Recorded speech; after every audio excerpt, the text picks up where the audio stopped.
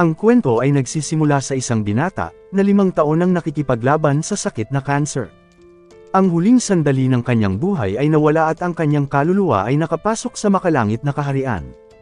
Pagkatapos ng mahabang taon na puno ng pagdurusa, ang Diyos ng mundo ay humingi ng tawad sa hindi sinasadyang pagbibigay sa kanya ng isang kakilakilabot na buhay. Ngayon, upang mabawi ang kanyang pagkakamali, binigyan siya ng Diyos ng pangalawang pagkakataong mabuhay na may malusog na katawan at nangakong ibibigay sa kanya ang lahat ng kanyang mga kahilingan. Gayunpaman, ang tanging ninanais ni Hiroko ay muling mabuhay bilang isang magsasaka sa isang liblib na lugar. Sa kagustuhang tulungan siya sa kanyang kahilingan, ibinigay sa kanya ng Diyos ang pinakamakapangyarihang kagamitan sa pagsasaka. Sa ilang segundo, ang kanyang espiritu ay muling lumiwanag, at si Hiroko ay nagising sa gitna ng isang kagubatan. Habang ginagalaw niya ang kanyang katawan sa unang pagkakataon sa loob ng maraming taon, napagtanto ni Hiroko na ito ang buhay na matagal niyang pinapangarap. Ang makapangyarihang kagamitan sa pagsasaka ay lumitaw sa kanyang kamay, kaya't agad na sinimulang gamitin ni Hiroko ang kanyang bagong katawan upang ayusin ang lupa at nililinang ang bukid. Sa ilang sandali ay napansin ni Hiroko na hindi siya nakakaramdam ng pagod sa paggamit ng makapangyarihang asarol. Gayunpaman, kailangan niyang maghanap ng magandang lugar para sa kanyang sakahan, kaya't ginalugad niya ang buong kagubatan hanggang sa makakita siya ng isang higanting puno na matatawag na tahanan. Sa kasalukuyan, walang ilog o lawa sa gitna ng kagubatan, kaya't upang mapawi ang kanyang uhaw, nagpa siya si Hiroko na maghukay ng isang balon para sa ilang tubig. Ang kanyang makapangyarihang kagamitan sa pagsasaka ay naging pala, at nagsimula siyang maghukay ng malalim sa lupa hanggang sa magsimulang mabuo ang isang lagusan ng tubig.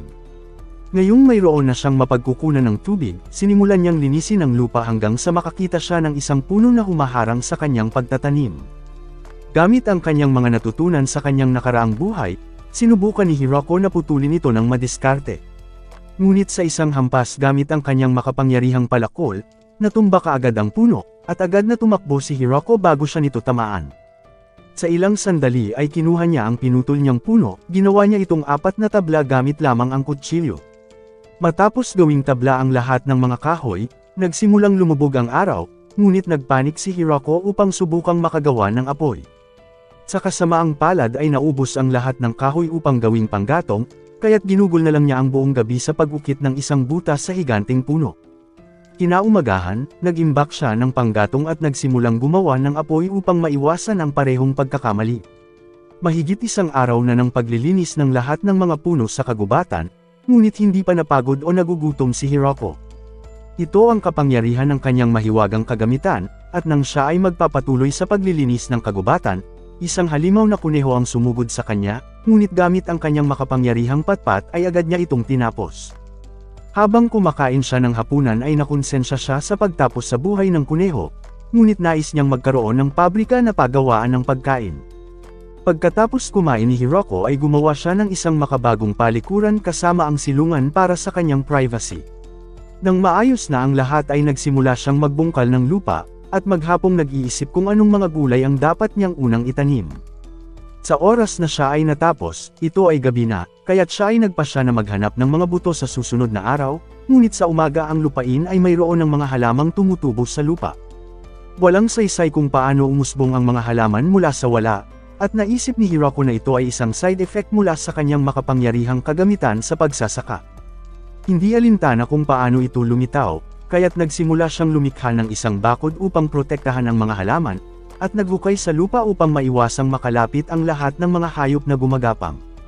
Ang proseso ay tumagal ng ilang araw, ngunit pagkatapos niyang lagyan ng bakod ang paligid, napansin ni Hiroko na ang mga halaman ay lumalaki sa isang hindi kapani-paniwalang bilis. Sa lahat ng mga natitirang kahoy, nagpasya siyang lumikha ng isang maliit na bahay at ginamit ang kanyang kasanayan sa pagkakarpintero upang lumikha ng magandang bubong na nagpapataas ng antas ng kanyang sibilisasyon. Pagkatapos ng ilang araw ng pagpapalawak ng kanyang sakahan, nakita ni Hiroko ang isang pares ng lobo na lubhang nasugatan, kaya't sinubukan niyang dalhin ito sa loob ng kanyang bahay. Gamit ang natirang karne ng baboy ramo na natalo niya, pinakain sila ni Hiroko, ngunit napansin niya na buntis ang isa sa kanila.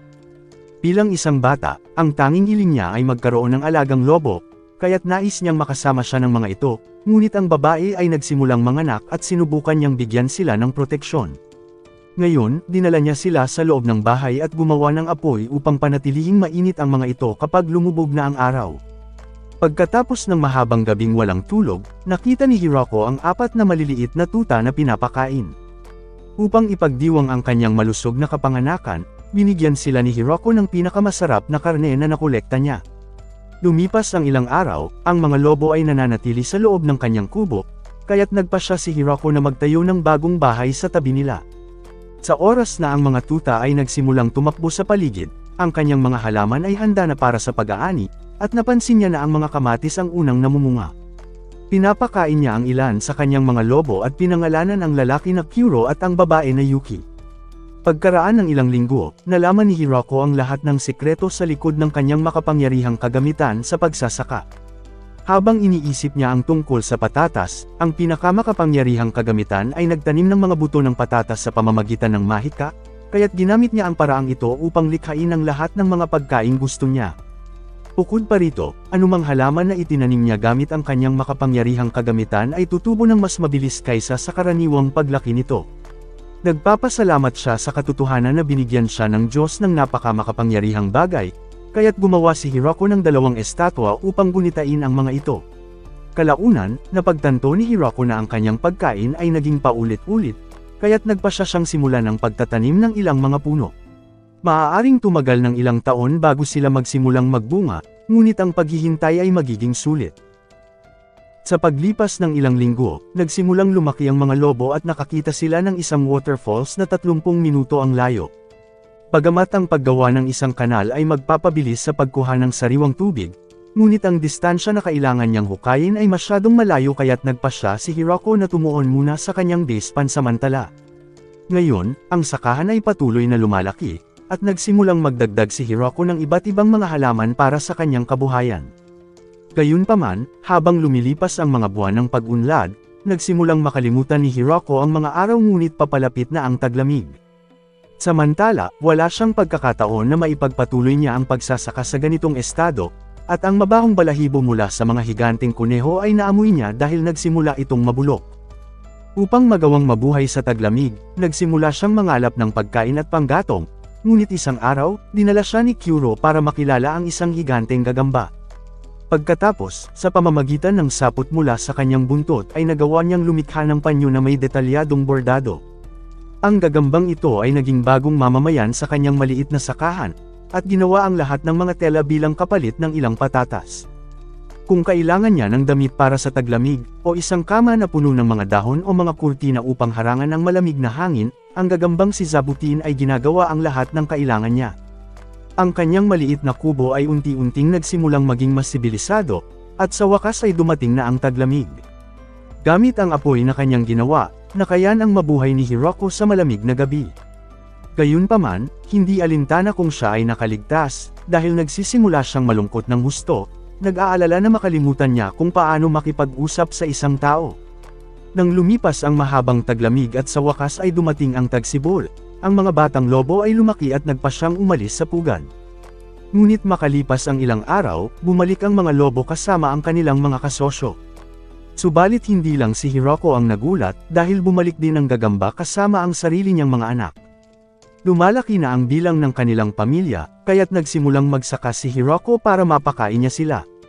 Ngunit habang siya ay nagbubungkal ng lupa, ang gagamba ay nagsimulang magpatunog ng alarma. Tumakbo ang isang lobo patungo sa pinanggalingan kasama si Hiroko, at sa gitna ng kagubatan ay nakita nila ang isang babaeng kulay pilak ang buhok na umiiyak. Ang lahat ng mga hayop ay nag-aalala at sinubukan niyang humingi ng tulong sa kanya kaya't nilapitan siya ni Hiroko.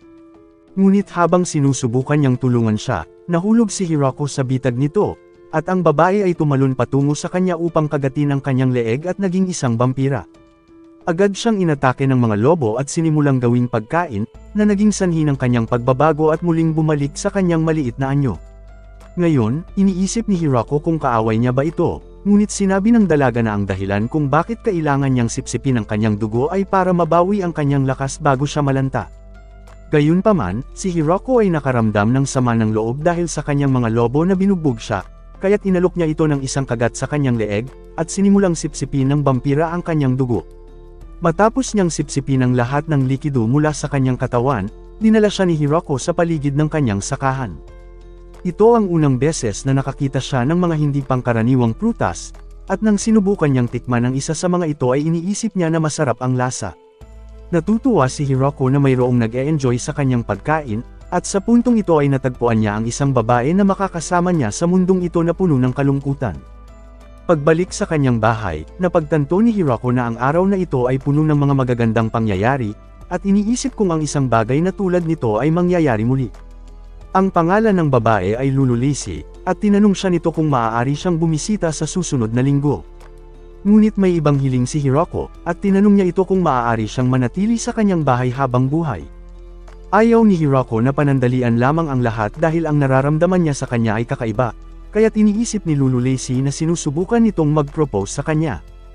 Hindi niya palalampasin ang pagkakataong ito at hindi rin niya iniisip kung siya ay isang vampira. Ipinahayag niya sa kanya na biglaan ang pangyayari dahil hindi niya inaasahan ang isang marriage proposal, ngunit napagtanto ni Hiroko na mayroong maling pagkakaintindi sa kanyang mga sinabi. Matapos maunawaan na siya ay talagang nag-aalok ng kasal, nagpa siya siyang lumuhod at nagmamakaawan na pakasalan siya. Nakangiti si Lululisi sa kanya, sinabing gusto rin siya nitong makasama magpakailanman, at agad siyang kinaladkad ni Hiroko patungo sa kama. Kinabukasan, maagang nagbungkal si Hiroko ng lupa, upang magtanim ng mga bagong halaman gamit ang kanyang makapangyarihang asarol. Umupo sila sa tabi ng isa't isa habang tinitingnan ang mga puno na lumalaki, ngunit ang gagamba ay muling nagpatunog ng alarma. Agad na tumakbo si Hiroko at nagtataka kung bakit nakakaramdam siya ng deja vu. Gayunpaman, pinalaya niya ang Angel Girl at iniisip na ang kwentong ito ay naging tunay na kawili-wili dahil sa dami ng mga pangyayari. Samantala, sinubukan ni Lululisi na tumakas, ngunit sa wakas ay natagpuan siya ng Angel Girl na handa siyang dalhin palayo, ngunit kinagat siya ng mga lobo. Ang Angel Girl ay nagulat na si Lululisi ay nagtatago sa loob ng kagubatan, at nagalit na siya ay natuwa matapos siyang kagatin ng mga lobo. Samantala, tinanong siya ng Angel Girl kung sino ang lalaking ito, at namumula siyang ipinakilala si Hiroko bilang kanyang asawa. Gayunpaman, ipinakilala ng Angel Girl ang kanyang sarili bilang Thea, at ang rason kung bakit niya hinanap si Lululisi ay dahil may bounty sa kanyang ulo. Ipinaliwanag niya na si Lululisi ay patuloy na nagsasaliksik ng iba't ibang mga potions at patuloy na pinapasabog ang kaharian sa tuwing hindi tumama ang kanyang mga plano. Lumalabas na ito ang dahilan kung bakit siya nasa gitna ng kagubatan, kaya't yumuko siya sa mesa at tinanong si Thea kung gusto niyang magsimulang manirahan dito.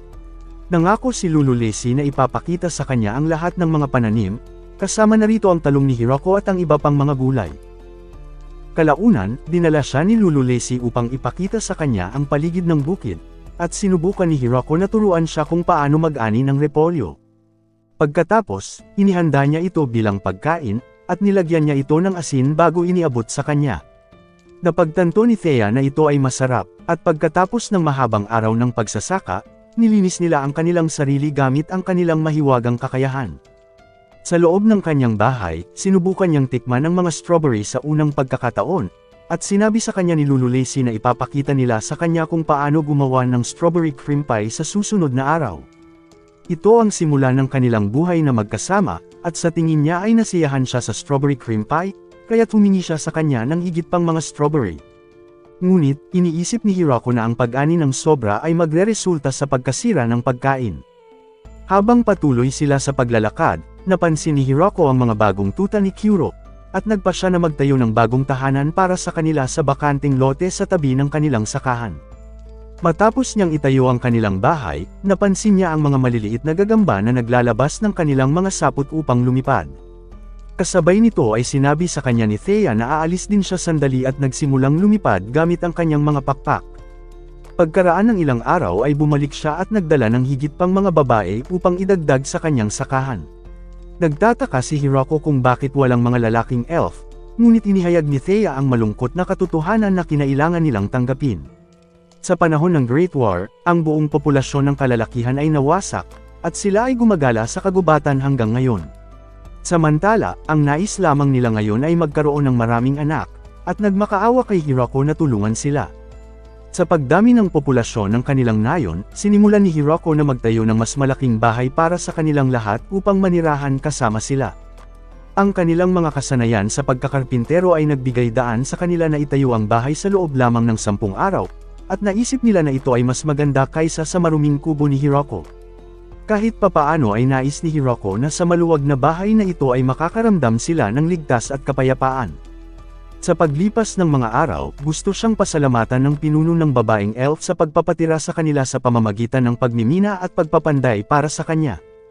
Kalaunan ay nagsimula silang magtayo ng pugon sa lupa, at matapos hubugin ang bakal ay nakita ni Hiroko ang mga metal na kaldero na kanilang ginawa, at sinabi nila sa kanya na magagawa nila ang lahat ng uri ng mga bagay pagkatapos manirahan sa kabundukan sa loob ng 200 taon. Gayunpaman, ang tanging bagay na nais nilang magawa ay ang manirahan at magparami. Naisip ni Hiroko na mas mahusay na maiwasan ang pagkakaroon ng lahi sa lahat ng mga elf at manatiling isang tipikal na bida ng kwento. Kinabukasan, habang nagsasaka ay napansin ng mga babaeng elf na mayroon siyang malawak na pananim ng trigo. Tinanong siya ng isa sa kanila kung maaari siyang gumawa ng tinapay, at sinabi sa kanya na mayroon siyang pinakapambihirang lebadura sa buong lupain. Nang marinig ay natuwa si Hiroko, kaya't nagsimulang maghurno ng tinapay ang mga babae at ginawa itong mga breadsticks at tinikman niya ito. Pagkatapos, iniisip nilang lahat kung ganito din kahaba at kasarap ang breadstick ni Hiroko. Ngayong nakagawa na siya ng tinapay ay gusto pa niyang palawakin ang mga taniman ng trigo. Ngunit napagtanto niya na ang kanilang pagpapalawak ay nagsisimula ng mawalan ng kontrol. Samantala, tinanong niya si Lulu Lacy kung sino ang nagmamay-ari ng lupaing ito, at sinabi niya sa kanya na habang walang nagmamay-ari nito, malamang na nasa ilalim ito ng kontrol ng Demon Lord. Gayunpaman, dahil nilikha niya ang lahat ng lupaing ito nang walang anumang suporta, kaya't ang lupaing ito ay pagmamay-ari na ngayon ni Hiroko.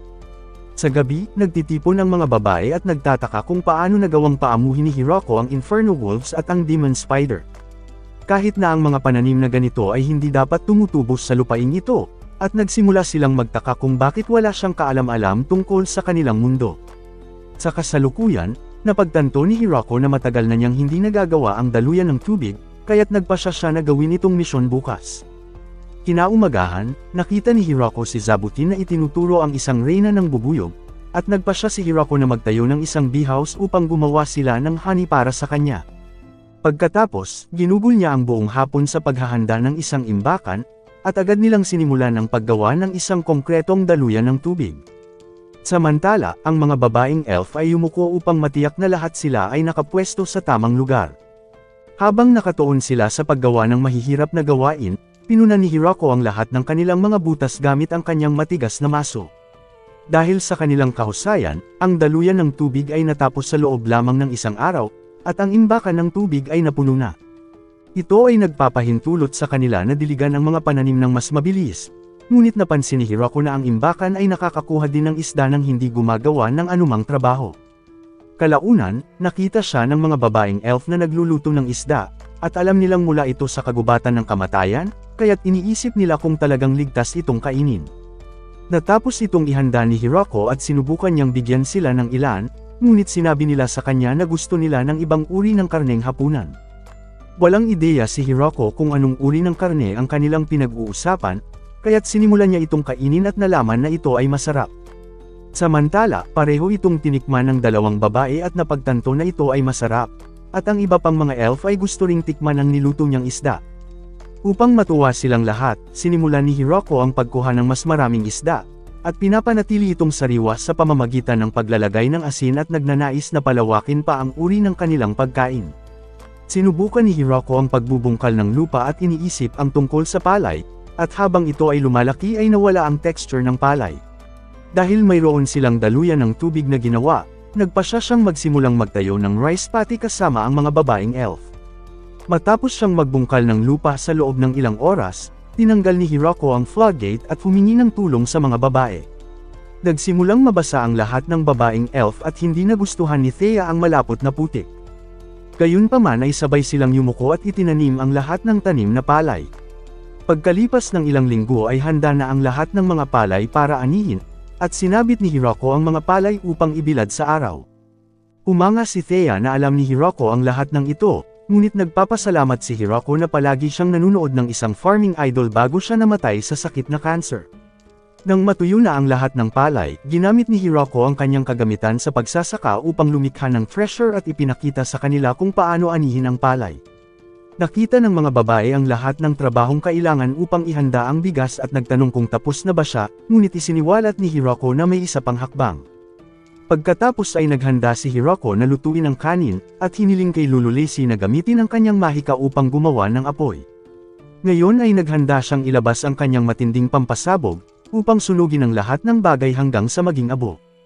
Gayunpaman ay sinabi ni Hiroko na huminahon, at gamit ang maliit na apoy ay nagawang maluto ang kanin, hanggang sa tuluyan itong maging handa at ginawa niya itong rice ball para matikman ng mga babae. Pagkatapos ay nagpa siyang kumain si Lulu Lacy at iniisip ng mga babae na ito ay nakakasuka, at pinagsisihan ang paggawa ng lahat ng gawaing iyon sa buong araw, ngunit alam ni Hiroko na nagsisinungaling sila nang maubos ang lahat ng bigas. Ngayon, nagpa siya si Hiroko na palawakin ang palayan, at ang lahat ng mga babae ay nagsimulang maglinis pagkatapos nilang magtrabaho. Sa puntong ito ay napahanga si Hiroko kung paano sila maglinis sa kanilang mga sarili gamit ang mahika, at nais niyang gumawa ng paliguan dahil mayroon na siyang daluyan ng tubig. Matapos mabuo ang kanyang plano ay ipinakita niya sa mga babae ang kanyang blueprint para sa kung paano niya isasagawa ang pagdidisenyo. Samantala, nagtataka ang mga babae kung bakit kailangan nilang gawin ang lahat ng ito kung maaari naman silang lumangoy sa ilog, ngunit sinabi sa kanila ni Hiroko na magiging yelo sila sa taglamig. Pagkatapos ay ipinaliwanag niya na gusto niyang maligo para sa kanyang kalusugan, at hindi para tignan ng mga babaeng naliligo habang walang mga damit. Ngayon, ang mga babae ay nagsimulang magtayo ng isang pugon upang magpainit ng tubig at gumawa ng pinakamalaking bathtub. Naging maganda ang lahat ngunit nagtataka si Hiroko kung ano ang gagawin nila sa lahat ng maruming tubig. Iniisip ni Thea na ang mga slime ay maaaring mag-asikaso sa paglilinis ng maruming tubig, ngunit nagtataka si Hiroko kung sila ang mga mapanganib na halimaw na umaatake sa mga adventurer. Subalit, walang ideya si Thea kung ano ang kanyang mga sinasabi, kaya't lumipad ito at nagdala ng putik para sa kanya. Pagkatapos ay inilagay ni Hiroko ang ilan sa water purification area at sa loob ng banyo. Ngayong nalutas na ang kanilang problema sa wastewater, nagsimula siyang kumuha ng panggatong upang sunugin. Ngunit, ang isa sa mga kahoy ay may mga kabute na tumutubo rito. Gayunpaman, si Hiroko ay nabahala sa mga kabute sa buong oras dahil maaaring ito ay isang lason, ngunit ang lahat ng mga babae ay naisip na ito ay ligtas. Nais ng mga babae na kainin ang lahat ng mga kabute, kaya't nagsimulang maghanda si Hiroko ng ilang kahoy para sa pagpapalaki ng mga kabute. Sa paglubog ng araw, natapos ni Hiroko ang paliguan at sinubukan niyang ipaliwanag ito sa mga babae, ngunit gusto nilang makakita ng aktwal na karanasan. Sa loob ng bathhouse, hinubad ni Hiroko ang kanyang damit at nagsimulang ipakita sa kanila kung paano ito ginagawa. Ngunit, ang mga babae ay nagsimulang makaramdam ng kakaibang uri ng likidong tumutulo, kaya't inalis nilang lahat ang kanilang mga damit at nagpa siyang sumama sa kanya. Pagkatapos ay sinabi ni Lulu Lacy na ayos lang para sa kanilang lahat na gawin ito ng sama-sama, at naramdaman ni Hiroko na ang buto ng kanyang sandata ay lumaki at tumigas. Sa sumunod na araw, nakita ni Hiroko ang lahat ng nakakain na kabute na lumalaki. Gayunpaman, ang mga lobo ay nagdala ng higit pang mga elf at ibinunyag ni Leia na magkasama sila noon, at natutuwa siyang makasama silang lahat. Pagkatapos, ipinahayag ni Leia na nagtatrabaho sila sa pagpapalawak ng kanilang tahanan para magkaroon silang lahat ng mas maraming espasyo, at binati niya silang lahat upang simulan ang pagpaparami ng kanilang lahi. Samantala, napansin ni Kyuro na ang pamilya ng kanyang master ay lumalaki, at pagkatapos ay ibinahagi niya ang tungkol sa kanyang buhay. Bago siya magkaroon ng master ay wala siyang tahanang mapupuntahan. Mula nang si Kyuro ay isinilang, siya ay gumagala sa kagubatan ng mag-isa, at hindi kailanman natalo sa pakikipaglaban sa sinumang lobo. Ang tanging hiling niya ay magpatuloy sa malayang pamumuhay, ngunit nang makilala niya ang isang babaeng lobo ay nagsimulang magbago ang pamumuhay nito. Pagkatapos ng kanyang lubos na pagkatalo, nagsimula silang maglakbay ng magkasama, ngunit unti-unting lumalaki ang tiyan ng babaeng lobo. Ngayon, nais ni Kyuro na gawin ang lahat para ipagpatuloy ang pagprotekta sa kanya, ngunit ang kapayapaan ay hindi magtatagal, at isang higanting oso ang muntik nang pumatay sa kanila. Gayunpaman, pagkatapos na sila ay malubhang nasugatan, ang oso ay lumayo. Hindi na sila makapanghuli ng pagkain, at hindi sinasadyang maabot ang pinakamapanganib na lugar ng kagubatan. Pagkatapos, nakita nila ang isang taong naglalakad ng walang pakialam sa mundo, ngunit napansin ni Kuro ang mahiwagang kagamitan sa kanyang kamay, at naramdaman niya ang walang limitasyong kapangyarihan na nagmula rito. Nagkaroon sila ng kapayapaan sa pagtatapos ng kanilang buhay, at sinimula ni Hiroko ang pag-aalaga sa kanila. Gayunpaman, napansin ni Kuro na ang pagkain ay karne ng isang gate boar, at humanga siya na nagawang talunin ni Hiroko ang isang malakas na halimaw. Matapos maisilang ang kanilang mga anak, nagpasya sila na si Hiroko ang magiging kanilang master, at nasiyahan sa lahat ng pagkaing inihanda niya para sa kanila. Hindi nagtagal ay lumaki ang kanilang mga anak at nagkaroon sila ng sarili nilang pamilya. Napansin niya kung paano lumalaki ang pamilya ni Hiroko, ngunit mayroon pa rin siyang nag-iisang alalahanin. Hindi pa nadiskubre ng kanilang amo na sila ang maalamat na Infernal Wolf, ngunit sa tingin ni Kuro ay ayos lang. Siya ay nagpapasalamat na ang kanyang sarili ay humantong sa isang maayos na buhay kasama siya. Pagkaraan ng ilang linggo, natapos ang bagong malaking bahay, at naalala ni Hiroko ang lahat ng paghuhukay at pagputol ng kahoy na kailangan upang may handa ang bahay na ito. Ngayon, kahit alam ni Hiroko na magiging ganito kalaki ang bahay, hindi niya akalain kung gaano ito kaganda sa loob. Pagkatapos ay ipinakita ng mga babae ang magandang silid na ginawa nila para sa kanya, at sa tapat ng kanyang pangunahing silid ay makikita ang silid pangkainan. Ang nasa likod naman ay ang kusina, at sa mga gilid ay may higit pang mga kalan para sa malalaking handaan. Gayun din, sapat ang laki ng bodega upang mag-imbak ng maraming pagkain at panggatong para sa paparating na taglamig. Pagdating sa ikalawang palapag, nakita ng mga babae ang kanilang mga silid at natutuwa sila na ang bawat isa ay may individual na espasyo para sa kanilang sarili. Ngunit, napansin ni Hiroko na ang isa sa mga silid ay may higanteng kahoy na nakakandado nito. Bilang karagdagan sa kanyang mga estatwa, lumikha si Hiroko ng ilang mga estatwang lobo upang palamutihan ang pasukan ng kanyang bahay, at naisip niyang maganda ang pagkakagawa sa mga estatwang ito. Sa loob ng kanyang bahay, tinipon ni Hiroko ang lahat ng mga sangkap para sa isang bagong recipe. Nagtataka ang mga babae kung ano ang kanyang lulutuin, at ibinunyag niya na ito ay isang pagkain na tinatawag na curry. Gayunpaman ay sinabi ng mga babae na hindi na nila kailangang tikman ang isa pa sa kanyang mga pangit na pagkain, at mas gugustuhin na lamang nila na lutuin sila sa kaldero. Pagkatapos ay lumabas si Hiroko para mag-ani ng pampalasa para sa kanyang curry, at napagtanto ng mga babae na hindi pa nila nakita ang mga halamang ito. Ito ang isa sa mga kapangyarihan ng kagamitan sa pagsasaka ni Hiroko, at sa pamamagitan nito ay maaari siyang magtanim ng mga halaman na talagang sensitibo sa anumang klima. Upang makuha ang mga pampalasa ay kakailanganin niya ng cumin, at nakita niya na ang mga bulaklak ay namumukadkad na. Pagdating naman sa susunod na halaman, kailangan niya ng luyang dilaw, at gamit ang mahika ng mga babae ay nagawa nilang mapatuyo ang lahat ng mga pampalasa. Pagkatapos makuha ang lahat ng mga pampalasa, sa wakas ay handa na si Hiroko upang simulan ang kanyang pagluluto. Ngunit, napansin niya na nagsawa na ang mga babae sa kanyang mga ginagawa at sila ay umalis. Kalaunan ay nagtataka siya kung si Lea lang ang tutulong sa kanya, at sinabi sa kanya ni Lea na mas maganda ang kanyang plano kaysa sa ibang mga babae. Hindi pinansin ni Hiroko ang mga pagtatangka nito at nagsimula siyang maghanda ng pagkain. Pagkatapos, naghanda sila ng karne at sinubukan itong lagyan ng pampalasa, ngunit napagtanto ni Hiroko na mayroon siyang nakalimutan sa buong oras. Ito ay tinapay at nagalit siya na nakalimutan niya ang lahat ng tungkol rito. Nagsimula silang gumawa ng tinapay at pagkatapos nilang makagawa ng maraming bilang nito, ang kanyang mga hinandang pagkain ay wakas nang naluto.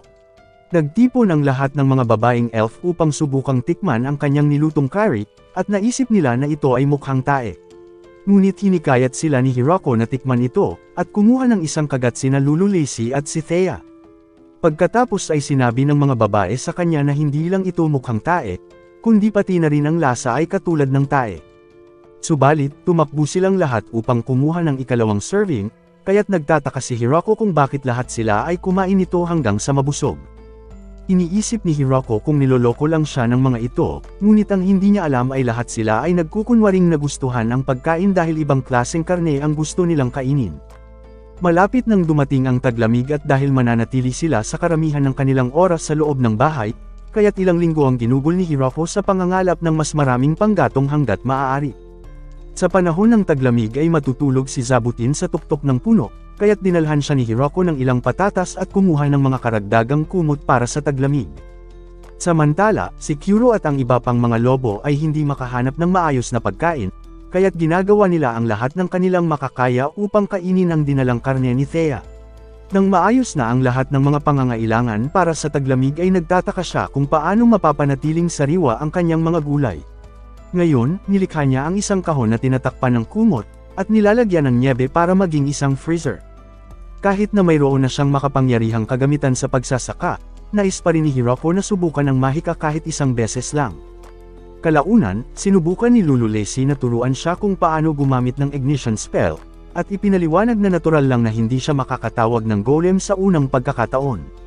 Nang marinig ito, sa palagay ni Hiroko ay kamangha-mangha siya dahil nakakatawag siya ng maraming golem ng sabay-sabay, ngunit sinabi sa kanya ni Lulu Lacy na mas malaki ang kanyang mga golem kaysa kay Thea.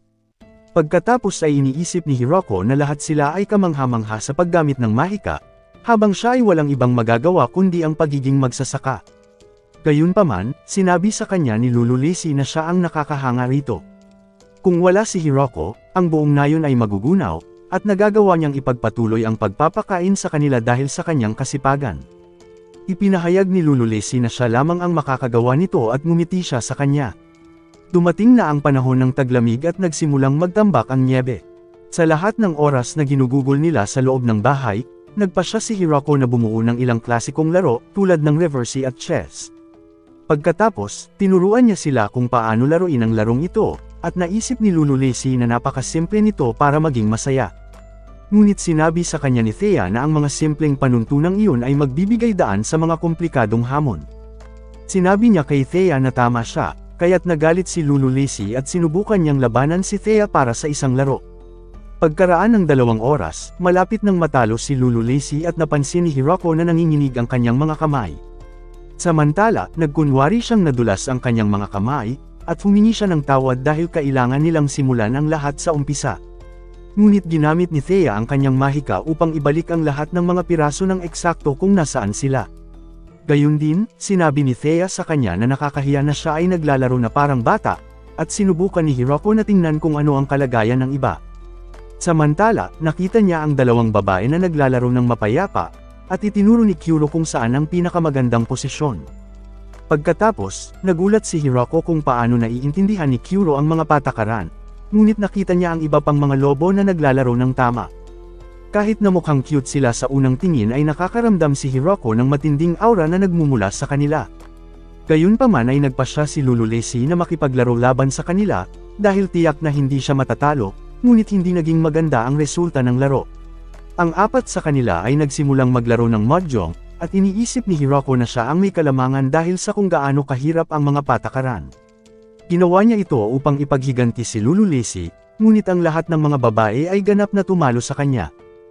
Pagkaraan ng ilang linggo, naiinip na sila sa mga board game kaya't nagdisenyo si Hiroko ng mga bowling equipment mula sa mga kahoy. Kahit na ito ay isang simpleng laro lamang, lahat ng mga babae ay nag-enjoy dito, kaya't ang mga araw ng taglamig ay nagsimulang dahan-dahang lumipas. Gumagana ang malikhaing refrigerator na nilikha ni Hiroko at nasiyahan sila sa kanilang masarap na pagkain, hanggang sa tuluyang natunaw ang nyebe at dumating ang tagsibol. Ngunit habang sinusubukan niyang tamasahin ang mainit na temperatura, pinatunog ni Zabuti ng alarma upang ipaalam sa kanila ang isang higanteng halimaw na paparating. Tumingin si Hiroko sa langit at napansin ang isang higanteng dragon na lumilipad patungo sa kanila, ngunit sinabi sa kanya ni Thea na hindi ito isang dragon, ito ay isang wyvern. Ang halimaw na makikita sa kalangitan ay nagsimulang maghanda ng isang atake gamit ang apoy upang sirain ang malaking puno, ngunit nagawa itong harangan ni Thea. Gayunpaman, dumapo pa rin ang ilan sa mga apoy at sumugod si Lulu Lacy kasama ang ibang mga babae upang apulahin ito.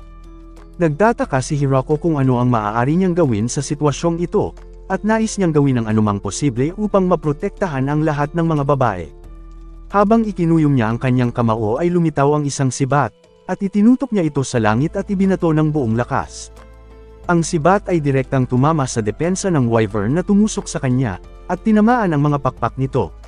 Ang makapangyarihang kagamitan ay lumipad pabalik kay Hiroko, upang magpadala ng isa pang atake na naglanding sa dibdib ng wyvern at bumagsak ito sa lupa. Sa kaloob-looban ng kagubatan ay natagpuan ni Hiroko ang bangkay ng dragon, at nagtataka kung sino ang nagpadala nito upang sadya silang salakayin. Ngunit dahil bihira at mahalagang nilalang ang mga wyvern, iniisip ni Thea na isa lamang itong ligaw na halimaw na nag-iisa. Sa tingin ni Hiroko ay isa itong hindi magandang pangyayari, ngunit nagtataka siya kung maaari nilang kainin ang karne nito. Sa loob ng bahay ay sinabi ni Thea na ang karne ng wyvern ay isa sa pinakapambihirang pagkain sa mundong ito. Sa ilang sandali ay natapos ni Hiroko ang paghahanda ng steak, at gumawa ng nilagang karne mula sa buntot nito. Ngayon ay iniisip ng mga babae na ito ang unang pagkakataon na nagluto si Hiroko ng masarap na pagkain, at natutuwa si Hiroko na sa wakas ay humanga sila. Gayunpaman, iniisip ni Lululesi na mayroong kakaibang nangyayari, at nagtanong kung kayang ipagtanggol ni Thea ang kanyang sarili laban sa atake mula sa sibat ni Hiroko. Ngunit, sinabi sa kanya ni Thea na magiging imposible ito dahil nagawa nitong wasakin ang barrier ng wyvern. Samantala, sa loob ng kaharian ng mga demonyo, nakatanggap ang mga nakatataas ng balita tungkol sa pagkatalo ng wyvern. Nangangailangan sila ng isang buong organisadong puwersa upang mapabagsak ang isa sa kanila, ngunit ipinapakita ng kanilang bilang na ito ay imposible.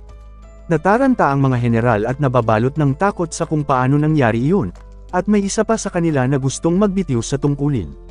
Sa loob ng palasyo ni Drime, nakita ni Gucci ang pag-atake gamit ang sarili niyang mga mata, at iniisip na ang sibat ni Hiroko ay kayang pumatay maging ang hari ng mga dragon kung sakaling aatake ito.